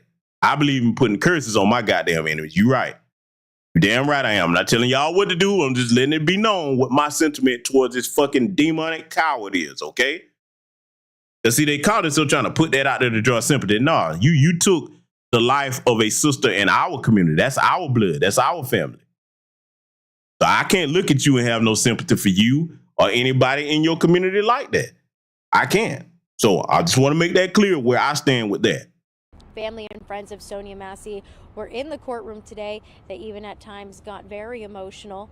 When the judge announced his decision that Grayson would stay behind bars, people began to cheer, and the judge quickly told them to be quiet. Reporting live in Springfield, I'm Julia Rosier. Back to you. Thank you, Julia. Grayson will be back in court on August 26th, and the body camera video from that night of the shooting will be publicly released on Monday. Be sure to stay with Fox Illinois on air and online for the latest on this story. And attorney for Sonya Massey's family releasing a statement applauding the judge for keeping Grayson in custody. Civil rights attorney Ben Crump saying in part, quote, "Today's decision by the judge to hold Deputy Sean Grayson in custody without bail marks another crucial step in the pursuit of justice for Sonya Massey's family, emphasizing the gravity of the charges and the severity of the officer's actions," end quote. And since her death, Sonya Massey's family has seen support from both the community and Illinois officials. Governor J.B. Pritzker called the shooting a tragedy during a press conference today. Now, I'm going to pause it right here because, see, before we listen to what Governor Pritzker has to say, I want y'all to look at that picture of this sister right here that's no longer with us, holding this baby here. Huh? Once you look at it, especially black men, I want you to see your mother, your sister, your aunt, your niece, your cousins, because it could be. See, this doesn't stop until we make it stop. Black men, especially of my lineage, okay? This doesn't stop until we make it stop. Now, some of the younger black men may say, well, brother, how do we make it stop? Well, I'm going to tell you how we make it stop. The same way that when you have all that energy towards another black person in the community, I got to go here. Another powerless black person in the community, by the way, if you shift that same energy for protecting your people, that's how we make it stop. Huh? So let me tell you a rule of thumb that all of you that have been subscribed to this channel know that there's something I practice, okay? You can be able to call me on this. If it's not true, those of you who are long-time subscribers can verify this about me, okay? Because I don't ask you to do nothing that I don't practice. Family, for those of you that are day ones over here, because a lot of you new people may not know this, but I want you to pay attention to the chat with the question I'm about to ask, because I'm about as honest as you're going to find, okay, in these online spaces. Family, has this channel, and I'm asking this question for a reason. I want y'all to sound off in the chat so that the newcomers over here know. Has this channel ever been a channel where I do beef and go back and forth with other content creators? Has this ever been that type of channel? I critique a lot. I critique a lot of things, but have I ever run the type of platform where I'm beefing with people, making threads, talking about what I'm going to do, catching flights, pulling up? Have I ever had that type of channel? For anybody that's been a day one subscriber, call me out on it right now if I'm lying, because you know I've never done it, but I just want y'all to light the chat up so that people that are new here understand the type of brother they listening to, okay? Y'all see everybody in here saying no. These people, some of my day ones have been subscribed to this channel for years, okay? I'm no Johnny come lately. They know what they're talking about. They would put it in my chat room to the contrary if I was full of it. I asked the question because one of the reasons I don't do that, one, everybody knows what my background is as far as my military record, all right? Two, I don't believe in pointing that kind of energy unnecessarily at other powerless black people. I'm the type of brother, man, before I go back and forth with you making threats, first and foremost, that's not a manly thing to do, to be online making threats towards nobody. But even offline, I'd rather try to resolve things with my people peacefully, as long as you've not cost me blood or money, okay? Then we should be able to work out whatever, all right? Now, I get it. I'm not telling anybody else how to run their platform. I understand that that can be entertaining for some people. To a degree, it can if you just keep it verbal, okay? And at some point, you should be able to resolve it. But the reason why I don't do that is because all my smoke is directed towards our main enemy, them foes, okay? If I got smoke for anybody, it's these bastards that killed this sister here and everybody else that they killed before her. That's where my focus is. They're the ones I got to beef with, okay? The ones unjustly inflicting all this terrorism upon my people. So I said that to say, again, I want to encourage all of you in here. If somebody hasn't cost you blood or money, save most of your energy for those that are murdering our people with impunity, okay? Now, what's coming up here, I want y'all to listen to what Governor Pritzker up there had to say about this. Now, after he makes his comments, I'm going to point something out. And while he's speaking, like I always teach y'all on this channel, I want you to pay close attention to his face and see if you're going to come to the same conclusion that I come to when I make my commentary after he speaks. I want y'all to check this out. I feel for not just the families, the family of the victim, but also the families of Sangamon County, and then all people of color who have had to endure these kinds of circumstances and to witness them, because it affects everyone, even if it's never happened to you specifically. In the hours since. Now I'm gonna pause it right there. Did y'all see how he was talking about that? Did you catch that look on his face? Did y'all see how he was talking about that? Did y'all catch the look on his face? I got a question to ask. Did that sound like that man was actually sincere or cared about what happened to this sister? Because maybe it's just me. That doesn't sound sincere to me. Did you hear him come out? Let me put it this way. Let me just go ahead and say what needed to be said. Do you think that there would have been more to his statement had this been some black officers that shot a white woman in the face because she had a pot of water? See, we got to say it like that a lot of times. Just imagine if two black officers had come to a white woman's house on a call, and she had a little old white lady had a pot of water, and then they yelled at her to put the pot down, and then because she didn't, you just immediately start letting shots fly off. Do you really think Governor Pritzker would be talking the same way? See, I'm putting that before your mind because I want you to understand the stark differences when you have idiots like Tim Scott and Kamala Harris talking about America's not a racist country, huh? Does anybody think that he would be talking the same? Yeah? And to my good brother here, Amir L, he asked an important question in the chat room. Let me make sure I see it. The brother asks, is there a way to be able to practice 2A in all 50 states? Well, you can, because now let's be clear, there's some states where you can't open carry. Now I'm in a state where you can. All right, but for those states where you can't, you can still go to gun ranges and what have you. Okay, that you can do. All black people, in my opinion, should be trained to use a firearm of some part or some type. Okay, so there's that option for the good brother Amir L to ask that question, and you should be up to date on also secondary means of self-defense. Yes, that means your bladed weapons. Yes, that means your chemical deterrents like your pepper spray, pepper gels. Okay, I get it. We should be able to live our lives without thinking that way. But see, we got to deal with what really is and not what we wish. Okay, we're in a system of white supremacy where these bastards are trying to murder us. And we have a God-given right to defend ourselves and protect ourselves from these types of demons. But see, back to this Governor Pritzker here. See, when that happens to our people, I notice that same tone-deaf, little bland statement they come out and give. But all you have to do is just go and look for things that happen to their people and see they have a different type of emotion. Now, why am I bringing this up?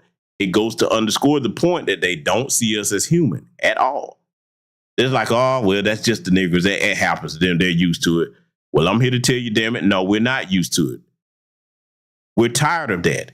And it's going to stop. We will make it stop, starting with black men. We are going to protect our families and our communities from these types of demonic terrorists here, like Sean Grayson, big overgrown cowardly racist. And see, let me tell you something, family. This is something else I want all people listening to this broadcast to start doing. The race soldiers where you live, you need to know who they are. Oh yeah, I'm saying it. You need to know who they all are. Now, why am I saying this? And there's a way to do it. There's a way to do it. I don't really have to go into detail. Y'all can use y'all common sense on that. Start finding out who they are, because see, when they start trying to withhold names and hide them and they don't put them out there or whatever, we need to be able to know where they are and who their families are. Oh yeah, we need to know you. We need to know you. What's understood don't need to be explained. It doesn't. I'm gonna let the rest of this play. And we got some other things we're gonna point out here because there's another case we're gonna take a look at here tonight as well. Former Deputy Sean Grayson was indicted on multiple charges, including murder. We have learned more about what led up to the shots being fired in Sonya Massie's home. We continue our team coverage with Fox Illinois' Carson Gordy with what he has found out today. Carson? The document details the events caught in the morning of July 6th at Sonia Massie's home. Grayson and another deputy arrived at Massie's home after she called 911 about a prowler. During the incident, Grayson allowed Massie to remove a pot of hot water off the stove. Then Grayson pulled out his service weapon and aimed at Massie. Massie put her hands in the air, said "I'm sorry," and ducked behind a counter. Grayson then got closer to her, continued to yell to put the pot down, and fired 3 shots at her, striking her in the face once. The report added that Grayson's body camera was not activated during the incident. He turned it on after the shooting. The footage was gathered from the other Sangamon County deputy who responded to the call. I'm Carson Gordy. Back to you. Thank you, Carson. It was also noted in the charging documents, Grayson made no attempt to help Massie after he shot her. The other deputy, whose name has not been released, did render aid to her. And tomorrow, the funeral for Sonia Massie will be held. It will be at Ruby Funeral Home. Visitation will begin at 9 a.m., followed by the service beginning at 10. And Fox Illinois will continue to follow this story and ongoing criminal cases. You can find the latest updates both on air and our website, foxillinois.com, and also our social media pages. Good evening and thank you for joining us. Now, all right, I got to bring something up because we've all heard the statement there that there were people talking about where he didn't try to help her and the other deputies said that or what have you. Now, we still need to know who he is too, because you didn't try to stop your partner from shooting him. No, we need to know who everybody's involved. And see, notice the race soldier turned his body cam off when he walked in there. And see, this is why I keep telling all of you and trying to show all of you the affordable surveillance methods that are available to you. I have them inside and outside of both of my homes, okay? There's no way for you to even approach the perimeter of my property without me seeing who the fuck you are. and I have the option to speak through those surveillance devices to you without going outside of my home. Okay. These things need to be taken paramount by black people because the average black person does not think that way. Now, in situations like this right here, these are things that could help give you a leg up to prevent certain things. And see, I'm going to go here with it too, because we got to look at all angles of this before we continue analyzing what the media is saying about this. In the situation where our sister was, if they have to come to your house for whatever reason, and there's something they're saying, okay, hey, go turn the pot off. Black, no, you can go do that if you want to do it. You go turn it off because I don't want to get shot. It's okay for you to say that. Like, no, because I understand that I'm dealing with people that are very scary. I don't want to get shot. If you want it turned off, you can go over there and do it. Okay? So you got to start talking to them like you're aware that they are a threat to your life. Because let's be clear. Anytime they're near us, they're a threat to our life. They are a threat to our lives anytime they are near us. You understand me, family? Anytime they're near us, they're a threat to our lives. All right? Anytime. So now, I'm going to cover more of what this media is saying here because, see, in this next report here where they're talking about this, something very interesting that was mentioned, and I'm going to pause it as soon as they get to it, and I'm going to make that point there. I'm Eliza Petrie. We are continuing our coverage into the investigation following the death of Sonya Massey. The former deputy being charged in her death has pleaded not guilty. Sean Grayson entering his plea in court today. He's facing 3 counts of first-degree murder, aggravated battery with a firearm, and official misconduct. And Sean Grayson will be held in jail until his trial after Sangamon County prosecutors argued he's at risk to the community. Fox Illinois' Carson Gordy joins us now with an update. Carson. In a standing room only courtroom, prosecutors argued why former Sangamon County Deputy Sean Grayson was unjustified in shooting and killing Sonia Massey. Tonight we have obtained 911 calls from the night Massey was shot and killed. You can start 2868 Hoover, 2868 Hoover. Units on scene are 1078, shots fired. Earlier that morning, Sean Grayson and an unnamed Sangamon County deputy responded to a 911 call from Sonia Massey, who called the police after concerns of a prowler. The deputies entered the home. The charging documents say Grayson made a comment about a pot on the stove. Massey set the pot of water down on the counter.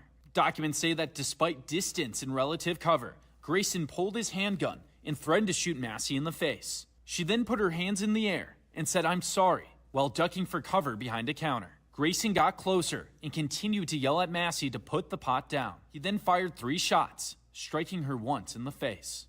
2868 Hoover Street, county's out requesting EMS. There's shots fired, stating that a female shot in the head.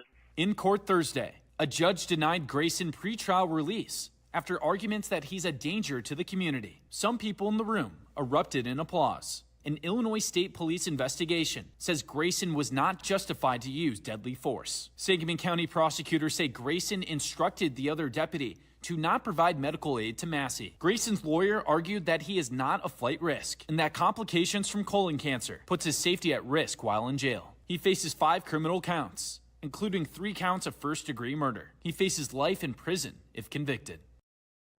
The body camera footage is expected to be released during Monday morning. Grayson's body camera was not on during the shooting. It was turned on after. Footage was caught on the other deputy's camera. I'm Carson Gordy. Back to you.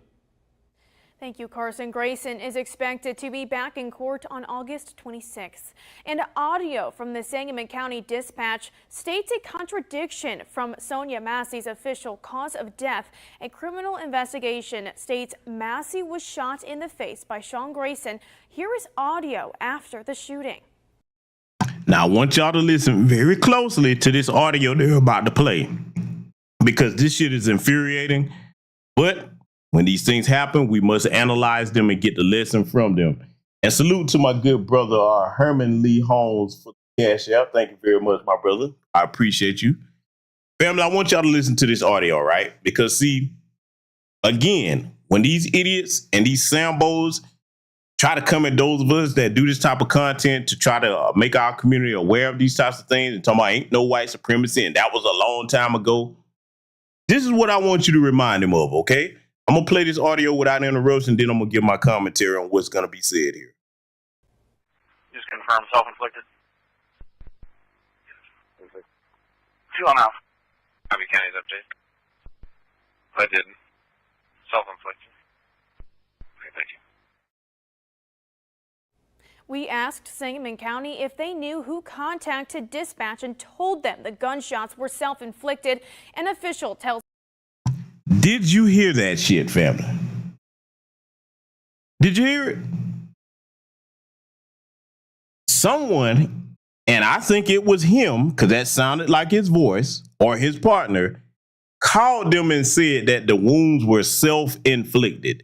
See, these race soldiers, if it's just them around and you don't have no type of extra surveillance in your home, and see, I'm gonna explain what I mean about having surveillance inside your home. I'll explain why that's important in just a second. They'll get together and either turn off their body cams or try to do stuff like this to make it look like you did this to yourself. Now, let me explain why having surveillance in your home is important. I want black people to listen to me very carefully, because surveillance inside your home is important and it's not expensive to do, okay? Inside and outside.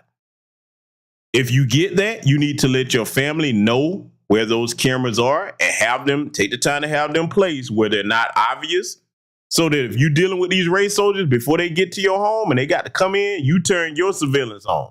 That way, in the unfortunate event that something does happen to you, your family know, okay, I already know that this brother or sister had surveillance. I know where to go look to get that footage, because that might be the only way they can get justice if one of these race soldiers lies and said you did something to yourself.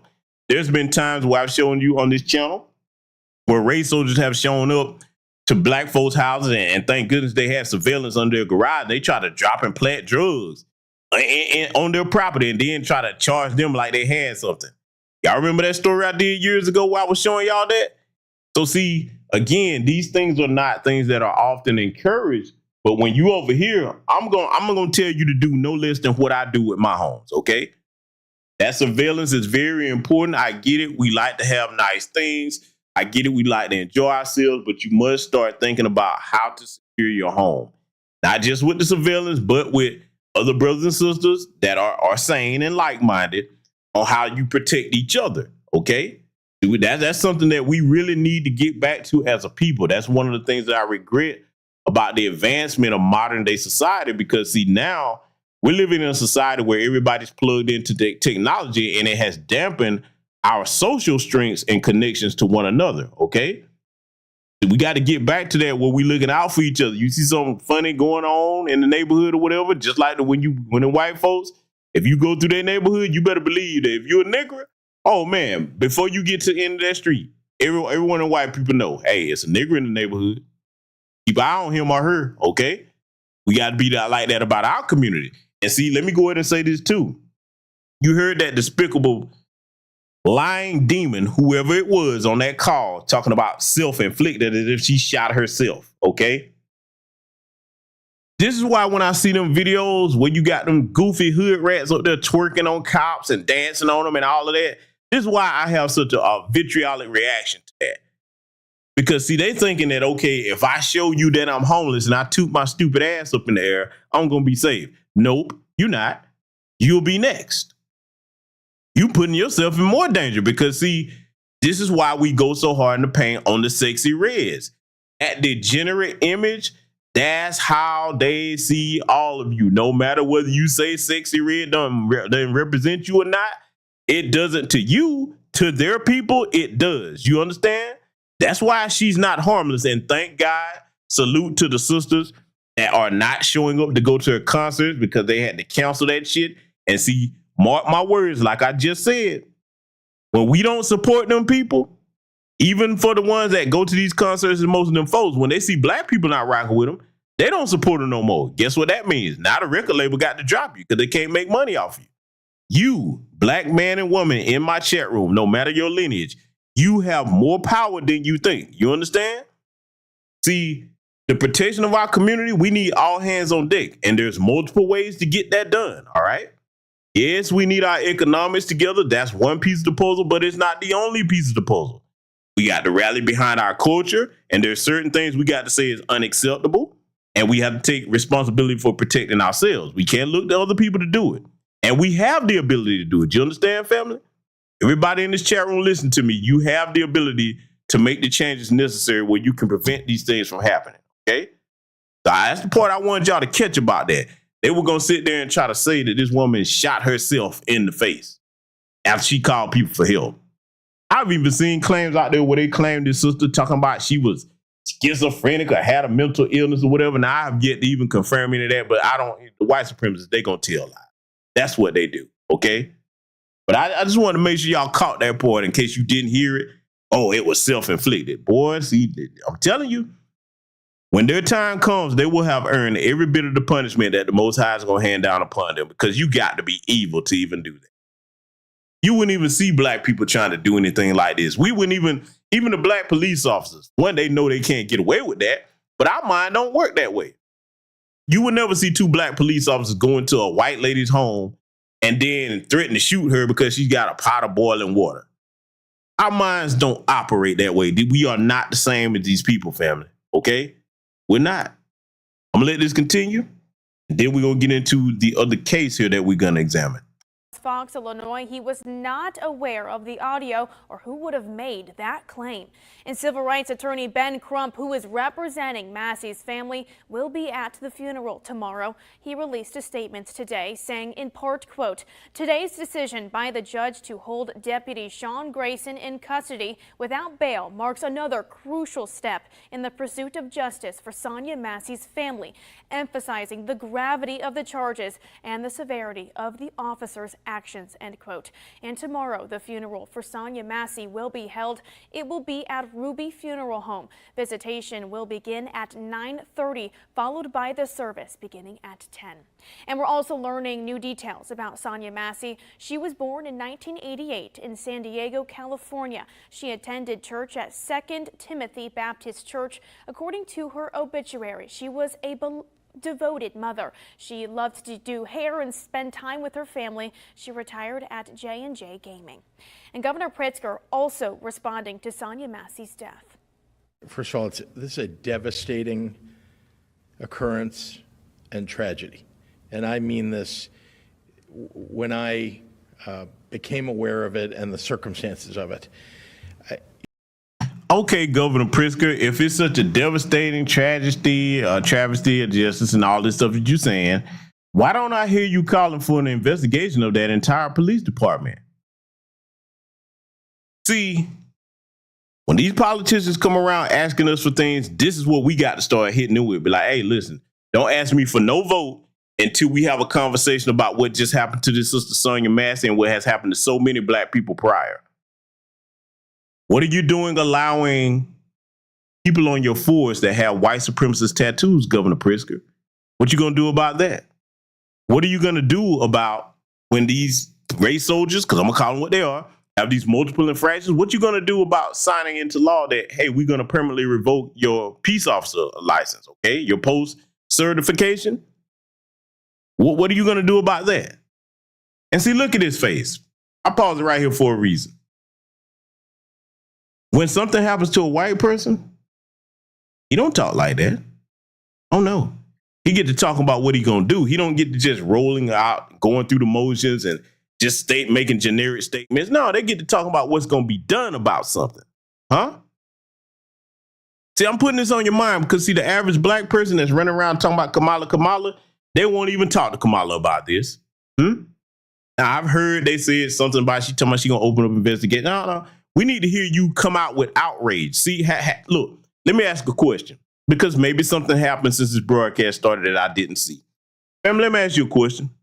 Has anybody in here ever heard Kamala Harris, because she knows what happened to Sonya Massey, has she come out and spoke out with outrage about what happened? Salute to the good brother, Project Leroy, for the cash, y'all. Thank you very much, my brother. Has she come out and spoke with any type of outrage about this? Huh? Where's little old Jim Crow Joe at? Has he spoken out and said anything? For the Republicans, which Republicans are talking about the outrage of what happened and what they're going to do about it? See, I'm saying put it on both sides of the aisle, okay? When they come to you and they started talking about trying to court your vote. Nope. We got to talk about what you're going to do to protect our people first, huh? That's what we need to hear. Let's let it continue. You know, we've seen too much of this, where an innocent person, unarmed, who actually called for assistance, was the target and the victim of a shooting. If you look at his fat ass while he talking, he damn near smirking while he talking. Is it just me, or do y'all notice that as well? Is it just me? Is it just me, family? When he's talking, does it not look like he's got somewhat of a slight smirk on his face while he's talking about that? Maybe it's just me. I'm asking my audience. Do y'all see that, or is it just me? Or are my eyes playing tricks on me, huh? I'm just asking, because to me, that's what I see. When they talk, and this is why I want young black people to learn to do. These people are talking, whether it's directly to you or whether you watching them when they're speaking about something pertaining to our community on the news. Watch their body language. You watch it and you study it. You hear me? Because to me, he looks like he's damn near smirking about the shit. Let's let it continue. By a police officer. Pritzker goes on to say this incident does not reflect on all police officers. And the city of Springfield is issuing a notice to the community due to the findings of the investigation into Sonya Massie's death. City officials say they want to ensure the Massie family, their supporters, and the community can safely express their pain and responses. They add there will be an increased police presence. And be sure to follow us on our website as well as our social media pages. We will provide you with the latest details as they become available. Welcome back. We're continuing our coverage into the investigation following the death of Sonya Massey. The former deputy being charged in her death has pleaded not guilty. Sean Grayson entering his plea in court today. He's facing 3 counts of first-degree murder, aggravated battery with a firearm, and official misconduct. All of the details in this charging document was taken from the body camera footage from the night of the incident. Grayson arrived on scene with another deputy whose name has not been released. The video is from the other deputy's camera, not Grayson, because his camera was not on. He turned it on after he fired those fatal shots at Sonya Massey. The document says Grayson shot Massey even though she... And like a brother said in the chat room here, okay, after this, what you need more police presence for? Because it's clear that you're not going to protect black people. But see, this is something I want to put on the minds of my audience here while I have you here tonight with me. Again, when these politicians come running in your face, because they're coming, okay, the election is coming up, a few short months away, start asking them this. Okay, what are your plans for these race soldiers that are murdering our people to start defunding their departments? Oh, yeah, we got to get back on that. You have so many incidents a year like this towards people, you shouldn't keep getting taxpayer dollars at the same rate. Oh, no. That needs to be cut down and slashed. In fact, the business, depending on how severe these incidents are, hey, we might need to just go ahead and just get rid of this police department and start from scratch. Huh? Oh, yeah, we got to go there with that because, see, there's things that we can do. And again, let me put this on my people's minds.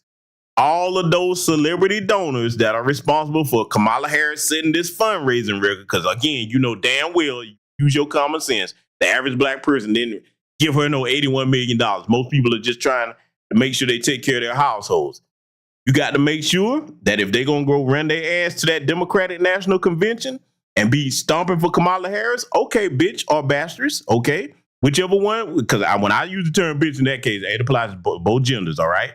If they going to jump up and take time from being entertainers, athletes, and all this other stuff they got going on to go and stomp for Kamala Harris, a woman who's responsible with a record for harming our community, and she's worse than Joe Biden, by the way, then that means that, okay, if you can cross that line to support your favorite politician, you damn sure better be front and center when something happened to us from now on, right?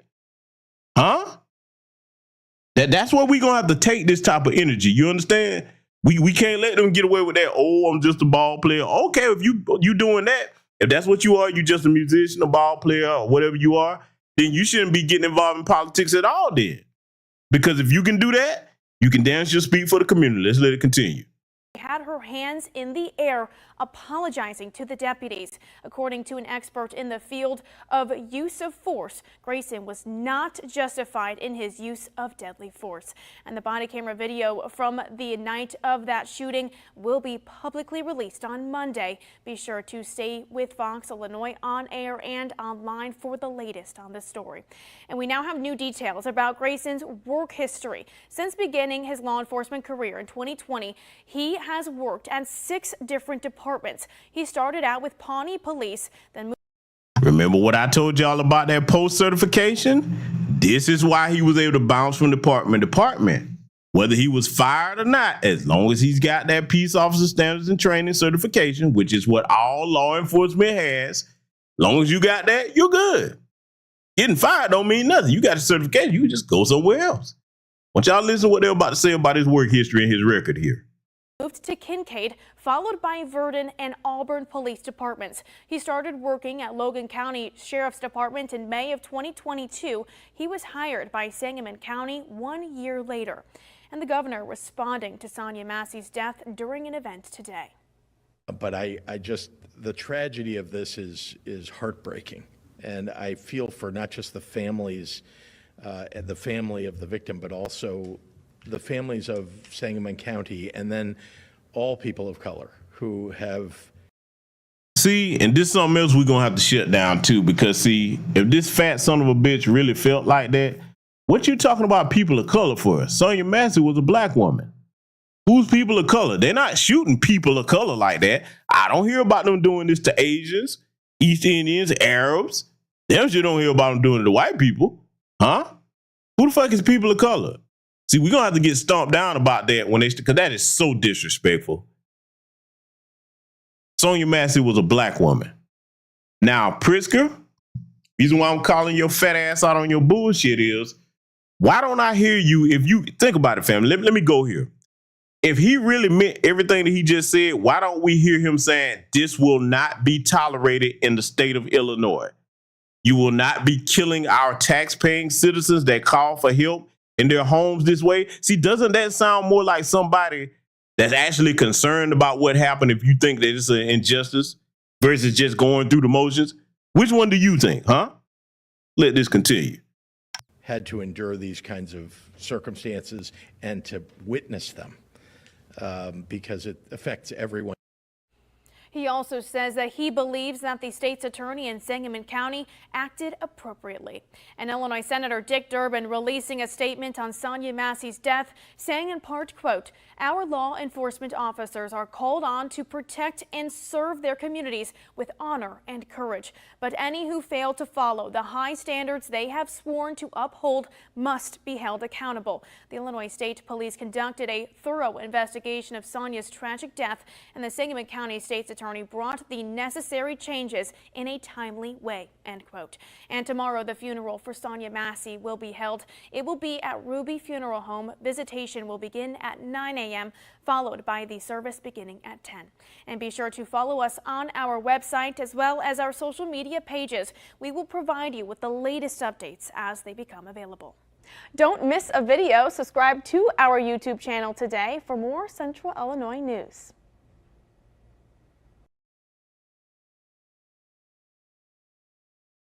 I left that in there for those of you that may not be from the Chicago area. If you wanted a direct source to kind of keep up with that, I will be monitoring it as well. Me and many other members of New Black Media will be keeping our eyes and ears on this to see what's going to be done, because let's be clear, just because they charge a race soldier, that doesn't mean he's going to be convicted, okay?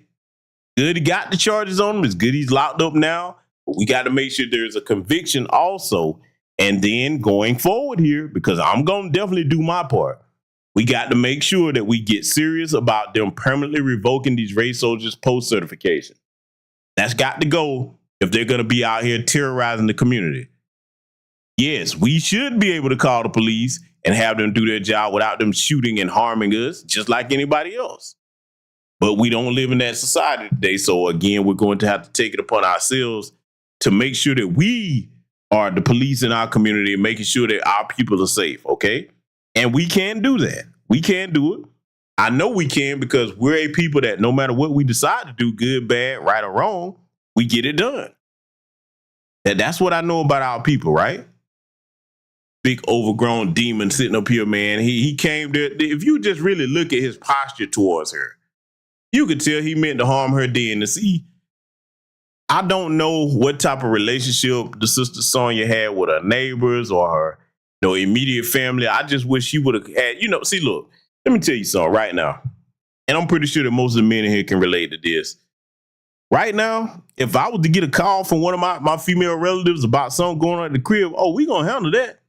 Oh, yes, the men in my family do not play the radio about the ladies in our family, okay? We don't play that. And they know all they got to do is pick up the phone and call, all right? Now, I don't know what the makeup of that sister's family was. I just wish, man, that other than calling them folks, she would have called her family or somebody in the community. This is why I can't stress that enough. We got to get back to that. And see, this is why another reason I don't support them damn Democrats, because they don't care nothing about having whole, complete, healthy black families. And I'm saying black, the rest of these families in America is not my problem. They got people to advocate for their issues. When we have strong, complete, healthy black families, stuff like this get taken care of in-house, okay? We wouldn't need them showing up, all right? So that just, I get it. Hindsight is 20/20, but man, I don't like seeing anybody in our community lose their lives this way behind these demonic cows in your home where you're supposed to be safe at, especially when you call for help, okay? Got another case we got to analyze here, though, family, because, see, this right here is one that we can't forget as well, because, as I've said many times, when they harm your women and your children, that is an open declaration of war. I want y'all to pay attention to this case because this is something else. When these politicians start coming around, bring these names up to them as well and ask them, what are you going to do to prevent this from happening in the future? This is our community. Amen. And we want justice for Sonya Massey. Justice for Sonya Massey. Growing calls for justice and accountability tonight in Central Illinois following the release of body cam footage showing the moments an Illinois sheriff's deputy shot and killed a black woman inside her own home. Tonight, that deputy is charged with murder. Thank you for joining us. I'm Kelly Jackson. And I'm Mike Bush. 36-year-old Sonya Massey called police earlier this month about a possible intruder in her home in Sangamon County near Springfield. What happened next and was recorded on the body cameras of two deputies is disturbing. These types of videos are hard to watch. However, it's important that we share it with you so you have the whole story. We want to make sure you have proper warning on what you're about to see. 5 on your side's Brent Solomon joins us now to break down what happened, Brent. Well, tonight, former Deputy Sean Grayson is charged with first-degree murder for the July 6th incident in Springfield, Illinois. We here at 5 on your side carefully reviewed the body camera footage. Another warning, the video is disturbing.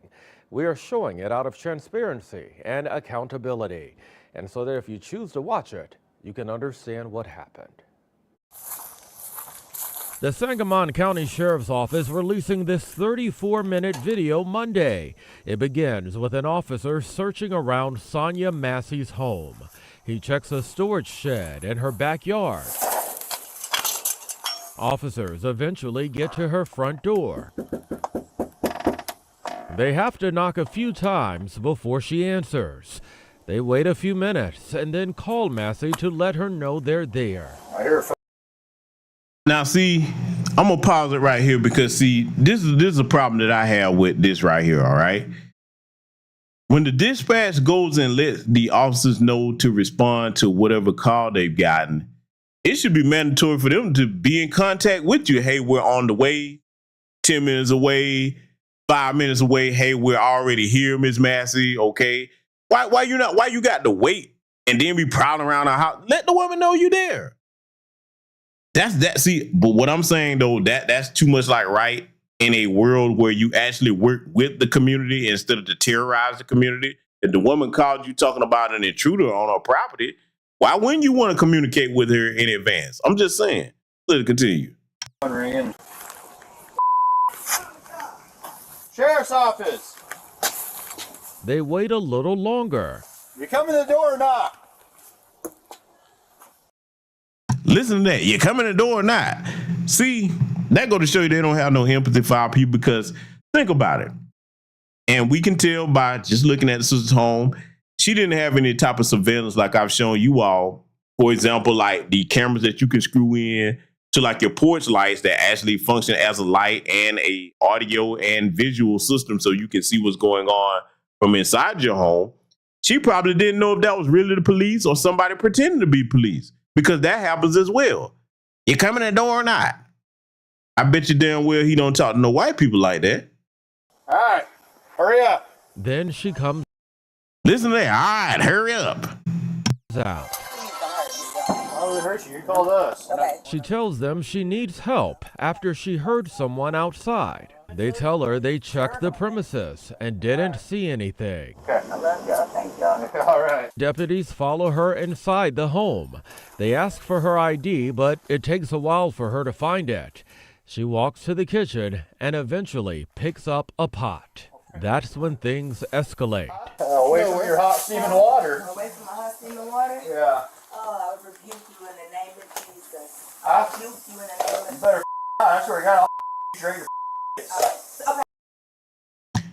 Now, I'm not going to show the rest of that. We're going to skip past that, because I don't believe in traumatizing my people that way. All right. We're not going to show the rest of that. Y'all already know what happened with that. But see, I have a problem when they use the language talking about things escalated from there as if it was more than one party escalating something. The only people that was escalating something in the situation were the damn race soldiers. Huh? See, that's something they always try to do in mainstream media. They'll sit there and try to act like both parties or everybody involved was wrong. No. The only people that was wrong in the situation were the goddamn cowardly ass race soldiers. Let it continue. Battery with a firearm and official misconduct. Moments after police released that video, I got in contact with retired St. Louis County Police Chief Tim Fitch to get reaction. Very sad for the family, was my first response, and apologetic for the police profession to see this go so bad so quickly. It was a surprise to see it go. As you saw, it was literally seconds. He was laughing with her. Seconds later, he was shooting her. And there's a lot of unanswered questions after seeing that video. The former chief is a consultant for other police departments. He makes it clear he's pro-policing. He's speaking out to say that what you saw in that video is not the standard. This is an anomaly. This isn't what normally happens in these situations. And when these things do happen, like George Floyd and this situation and others, it makes big news, and it should, because it's an anomaly. This shouldn't be happening. So if this ever becomes routine and it doesn't make the news, that's when I'd be concerned. Massey was not armed. None of the officers who responded were hurt. And just hours ago, the community came together for Sonya Massey's family. While they're outraged, they want to promote peace as they fight for justice. 5 on your side's Laura Barcheski. No. Let me stop him right there. No. Don't. When something happened to our people, don't come out talking about no peace. Because see, if you wanted peace, you would be fervently against this the same way as if it was 2 black officers that shot some little white woman in her home. I don't want you talking to my people about no kind of peace. And that's why all of us on the black grassroots have an issue with these book dancing pastors and preachers. Don't come to black people talking about peace when we're the victims. You need to go and tell them white supremacist demonic cowards about peace. Go to their churches and talk to them. That's who you need to talk to. I don't want to hear nothing about no peace when you killing people like this that are innocent in their own homes. They wasn't armed at all. I don't want to hear that. So I had to go ahead and cut him off there. Has more from a rally honoring her memory tonight in Springfield. And again, some of what you will see and hear is disturbing. 36-year-old Sonia Massey was at home alone when she thought she heard an intruder outside her house, so she called 911. You're clear that I'm not able to stack to a prowler caller hears noises outside the house, wouldn't answer questions, hung up on us. Attorneys for the family say instead of receiving help, she was killed at the hands of the very people she called to help her. Units on scene are 1078, shots fired. The Sangamon County Sheriff's deputy claims Massey was going to throw boiling water at them. She says her last words, "Sorry, sir, I'm sorry." she ducks. And when she stands back up, he shoots her in the face. Sonia Massie's father says she struggled with her mental health but had so much life left to live. The only time I'm going to see my baby again is when I leave this world. Family and friends say her senseless murder has outraged and rocked the community to its core. We ask for transparency, but it saddens me that, you know, the whole world gets to see her not only lose her life, but her dignity as well. And it just never should have happened. She should still be here. Do you think that now that this happened, that people are going to be even more scared to call the police? We've been scared. We've been scared. Even before they was in her house, she told them that she was scared. So they marched for. And see, this right here is what you don't hear Kamami and Tim Scott and the rest of them talking about. Let me say this to Foundation of Black American Freedom Men first, and all non-FBA brothers that are listening to this channel. Because I know I have a mixed bag over here, and if you're right over here, we love you just the same, no matter what lineage you come from. Brothers, this is something I practice as well, but I'm saying it to all of you, especially you young black men. Let the women in your family know before you call them bastards. Call me first. You hear me? I'm going to say it again. You let these women in your family know you call me first. You don't call them first. You call me. You call me first. We got to get serious about that. And you sisters got to cooperate with the brothers in the community when it come time to handle any type of situation. Don't be calling them folks over there because, see, we get these types of results. I'm going to tell you right now, I don't care what type of argument or disagreement I have with any brother or sister in the community. When it comes to us coming together to protect our people, I put all that stuff to the side. You ain't cost me blood or money, putting all that to the side. We can deal with whatever little minor issues we got later. We put that to the side to protect our people because we the only ones that's going to do it, family. Justice. Organizers of the rally brought people together here in Comer Cox Park to fight for justice for Sonya Massey in a peaceful way. As they say, returning violence with violence is not the answer. We had a lot of people. No, ma'am. No, ma'am. I disagree. I disagree. No, I disagree. I disagree. I don't want to hear that because, see, let me tell you why I'm saying that. Because I want to be responsible on my platform. Reason why I'm rebuking all of that. Yes, I said rebuke. Did it deliberately. Reason why I'm rebuking all that violence is not the answer. Because if it wasn't the answer, why they so busy practicing on us? It's the answer for them. It was the answer for Sean Grayson, the damn demonic white supremacist terrorist. It was the answer for him. Why is it never the answer for us? That's the question that I'm asking. So I'm not telling anybody to go do anything, but what I'm saying is that needs to be challenged. If violence is not the answer, then why do you practice it so much towards my community? It seems to be the answer for them. These are valid questions that I want all of you listening to this broadcast tonight to take to these politicians when they come in your faces in either side of the aisle, Republican or Democrat, and let them know when they start talking like that, well then, okay, if violence is not the answer, here's what you throw at them. Then what are you going to do about these violent race soldiers that are killing and harming unarmed black people? That's the answer. That's what I want you to start confronting them with when they come asking you for any type of vote. Standing behind us in solidarity with her family. So I'm really happy that everybody came out. We're having free haircuts. We got about 5 barbers doing free haircuts.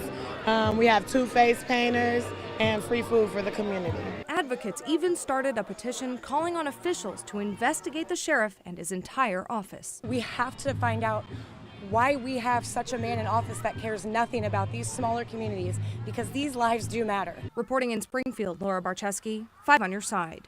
And tonight, calls for justice in Sonya Massey's murder are being heard in Washington, D.C. Congresswoman Nikki Budzinski, who represents Sangamon County, called for accountability on the floor of the U.S. House of Representatives. Like everyone who has seen the body camera footage on her final moments, I am shocked, horrified, and heartbroken. This was an appalling... I'm going to stop this motherfucker right here. Does she look like somebody that's shocked, horrified, and heartbroken? See, let me tell you why I'm doing what I'm doing here regarding looking at Governor Pritzker's face when he was talking, checking that reporter that when she was talking, and this helper right here. Words actually have meanings. Don't they still have meaning, family? I'm just checking because something might have changed, since today or something. Y'all let me know if I didn't get the memo. But the last I checked, words actually still have meaning, right? Don't they? When we say a particular word or a phrase, it has a specific meaning, right? So if what she's saying is true, why doesn't your face look shocked or horrified, Nikki Bazinski, or whatever the hell your name is? It's not adding up for me. So that lets me know that you're not really sincere about that. We need the same emotion that you would have if that was a white person in your community that happened to. Because, see, let's go ahead and stop all this here bullshitting and beating around the bush. When they get to talking about violence isn't the answer, I guarantee you had 2 black male cops shot a little white woman in the face, they wouldn't be talking about violence is not the answer. Let it continue. Act of senseless violence that strikes at the core of our humanity. U.S. Senator Tammy Duckworth of Illinois released a statement tonight after watching the body cam footage. It reads in part, "This sort of tragedy at the hands of law enforcement is all too common for Black Americans and is completely unacceptable and unjustifiable." I'll give Tammy Duckworth credit for saying Black Americans, but Tammy, that's not good enough for me. What are you going to do about it? Don't just make the statement. When you say that, there needs to be, okay, it's unacceptable, and here's what we're going to do about it. This is what I need to hear. This is what my community needs to hear. We're Black. We understand what the tragedy is. We feel the pain. It's the blood of our people being spilled. So when you acknowledge something, you damn well better be talking about a solution to the problem. President Joe Biden also released a statement saying, quote, "I commend the swift actions that were taken by the Springfield State's Attorney's Office. While we wait for the case to be prosecuted, let us pray to comfort the grieving." Do you tell your community to pray to comfort the grieving when something happened to white people? The language is totally different. I'm going to keep pointing that out because, see, sometimes when they just make these little general statements like this in the media, that goes unnoticed by our people, how they have a completely different reaction when something happens to people in their community. That's what New Black Media is here for, to remind you of that. Also calling on Congress to pass the George Floyd Justice and Police Act now. You threw that to Congress, Biden, and you said you didn't have time to do it. If that was something you really wanted to do, just like when your ass got in office, you signed all them executive orders for everybody except for Black folks, you would have done that then if you had intended to do it. The shooting, the circumstances, and the video is difficult to process. We talked with a trauma therapist who says it can create a range of emotions and trigger past traumas. Rochelle Shorter of Restore Counseling and Wellness talks about the toll of how this latest incident can affect us all, and particularly the African American community. Even in the video, there was a lot of apologizing. I'm sorry, because we can't settle in these spaces. We're anticipating that something very well may happen. And so that keeps us very activated emotionally and mentally. So there's a lot of anxiety that builds inside of the body, individually and collectively, but individually, absolutely. Schroeder offers. She's absolutely right about that. And see, let me tell you something, because we've been saying this in New Black Media Spaces for many years now. Whether we have large platforms or small, this is something that we are all in agreement on. The reason why they want to keep rolling that type of trauma out on the mainstream media, because it's designed to promote fear in you, okay? It's designed to promote fear in you and beyond you who are adults. It's designed to make your children afraid of these white supremacist demons, okay? That's why they do that. They don't just put that on there because they're trying to get awareness. No, you better believe that these demonic white supremacist news stations, okay, this is the agenda. When you have fear, the main thing that you're projecting out towards the people, it's easier to control a people that are afraid of you, because fear keeps you from thinking how to actually solve a problem. Fear makes you think that you cannot solve a problem. You understand? It's a natural emotion, but it must not be something that governs the affairs of your life. Let me tell you something. No black person in this country that's law-abiding and you're not out here being a terror to the community. None of us should be living in fear. I'm not going to live that way, okay? And if I have anything to say about it, my people are not going to be living that way either, okay? want y'all to make sure you take to heart what she's saying and why that's so important. Let's let it continue. Some advice: if you feel you are taking in too much, avoid social media, breathe. And while it is good to have discussions about this, if you feel you've reached your capacity and are building on the anxiety and fear, you may want to reach out for mental health support. I agree with everything that she just said, but let me say this to my brothers. That's great advice for our women and children. It's great advice for the brothers, but just know that whereas they have the option to look away, we can't turn our head. Now, why am I saying that? Because as the men, we are the wall between our women, children, and elderly.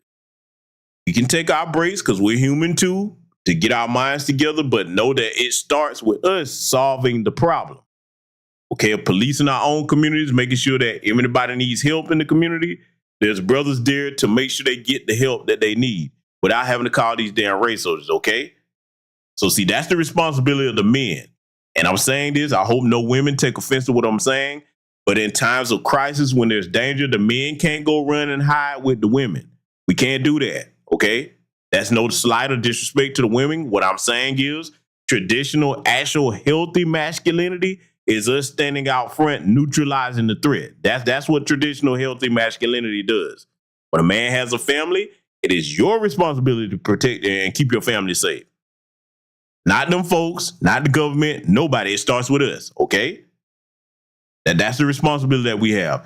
We got one more case that we got to analyze because, again, when these politicians come around, I want y'all to remember to put these names in front of them. While we're looking at this demonic race soldier here, we got something else we got to take a look at here before we end this program tonight. Because, again, when they make attacks on your women and children, that is an open act of warfare. The biggest thing with this is going to be, do they really understand what's happening enough to be able to follow through with the process? 2 juveniles ages 10 and 11 are being charged with multiple crimes in connection with the death of 8-year-old Noah Bush of Jessup. Shout out to my good brother Black Alpha Network, because whether you know it or not, my brother Black Alpha was actually down there in Jessup, down there trying to do what he could for the community and support the community and get the facts on what happened from the people. Because see, one thing about the media, when they put these cameras out there, they'll chop these interviews up and edit certain things out where like a person may be telling them one thing and they'll be like, oh, take that out. Don't say that. That's going to make so-and-so look bad.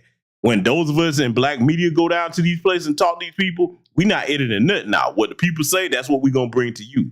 So I want to salute my brother, Black Alpha Network, for going down there and being boots on the ground. So let it continue. Most serious being involuntary manslaughter. Attorney Eric Kramer says that charges like this are not unheard of. I've seen cases where children as young as 11 or 12 are brought up on some fairly serious allegations. So it's not unheard of that these kind of charges would be brought, but there's going to be a lot more question of, like I said earlier, whether or not the children of this age are even really able to understand what's going on. Kramer tells me that proving that the children knew what they were doing is going to be the challenge in this case. His intent isn't necessarily the intent to cause someone's death, right? In this case, it's the intent to do the act which causes the death. And so the act of, pushing a child, and, in this case, my understanding is that he was pushed into the deep end of a ditch. That act of itself, the intent of pushing him, even if they didn't have it in their head that we know what's going to happen, is going to be the biggest part of what I think they're going to be dealing with here. When it comes down to the timeline of events, Kramer says the juvenile justice system moves very fast. As far as consequences, there's only so much they can do because of the defendant's age. It can range from anywhere from a period of supervised probation all the way up to what's called a general 2-year commitment to the Department of Juvenile Justice. I'm going to go ahead and interrupt him right now because I'm going to keep pointing it out. They're talking about how limited they are on doing things. No, that's bullshit, because if it was a group of black children that did something to a little white kid, watch how all the punishments they can go. They'll make up new punishments. Because they always treat our children like adults, okay? And see, I'm going to let him finish making this statement. And as we get ready to close here, I'm going to bring up a point that I don't hear too many people saying, but I'm going to leave this as one of the last things I mention here in this broadcast because it's something I don't want any of you to forget. And essentially what that is that they would be put into the custody of DJJ. They would be screened for whether or not they can be returned home on conditions, whether or not they need to go to some kind of a group home, all the way up to restrictive custody. The most serious disposition that a judge could give may still not be what the victim's family would consider justice being done, but we're restrained by the juvenile code. Thanks for watching. Stay updated about breaking news and top stories on the NBC News app or follow us on social media. Now, you heard what they were saying there, and see again, when these politicians come around, Sonya Massey and Noah Bush's name need to be front and center because they are no longer here, but we're here. The point that I want to make in closing on that, though, those were children that did that to little Noah Bush there. But see, let me give you something to think about here tonight. And I want y'all to pay attention to this as we wrap up. Don't you know that some of those children, I guarantee you some of their parents are actual race soldiers. Now, why am I bringing that up? In the house of a race soldier, what do you think a race soldier teaches their children to do to black kids? Huh? Oh, yeah. See, we got to start thinking about that. Your children that's in these schools, you don't know what their parents are telling them at home, especially if they race soldiers. Oh, man. See, that's a whole nother dynamic that we have to think about. And see, this is why we need our reparations so we can build and fund our own schools where we don't have to have our kids subjected to any of that nonsense. Even further than that, we can build our own communities where we police our people. And we don't have any situations like what happened to our good sister Sonya Massey. So family, I wanted to leave you all with that bit of information. I hope everybody got something from this broadcast tonight and you go and study the things that I mentioned for you to study in it. Okay, go and look up the D.W. Griffith version of Birth of a Nation. Study that very well. It's 3 hours long, but trust me, it's going to make a lot of sense if you never watched that before. And I want you to understand that do not look at these people, these race soldiers, as some type of protection for you, because you could be the next Sonya Massey. Get with your family members and your community members. We got to rely on each other to protect each other. That's our responsibility, okay? So with that said, I want you to be safe out here. Salute to everybody that joined us. Thank you to everybody that contributed to the broadcast. Protect your own because we're all we got, family. Black first, and I will see you all in future content.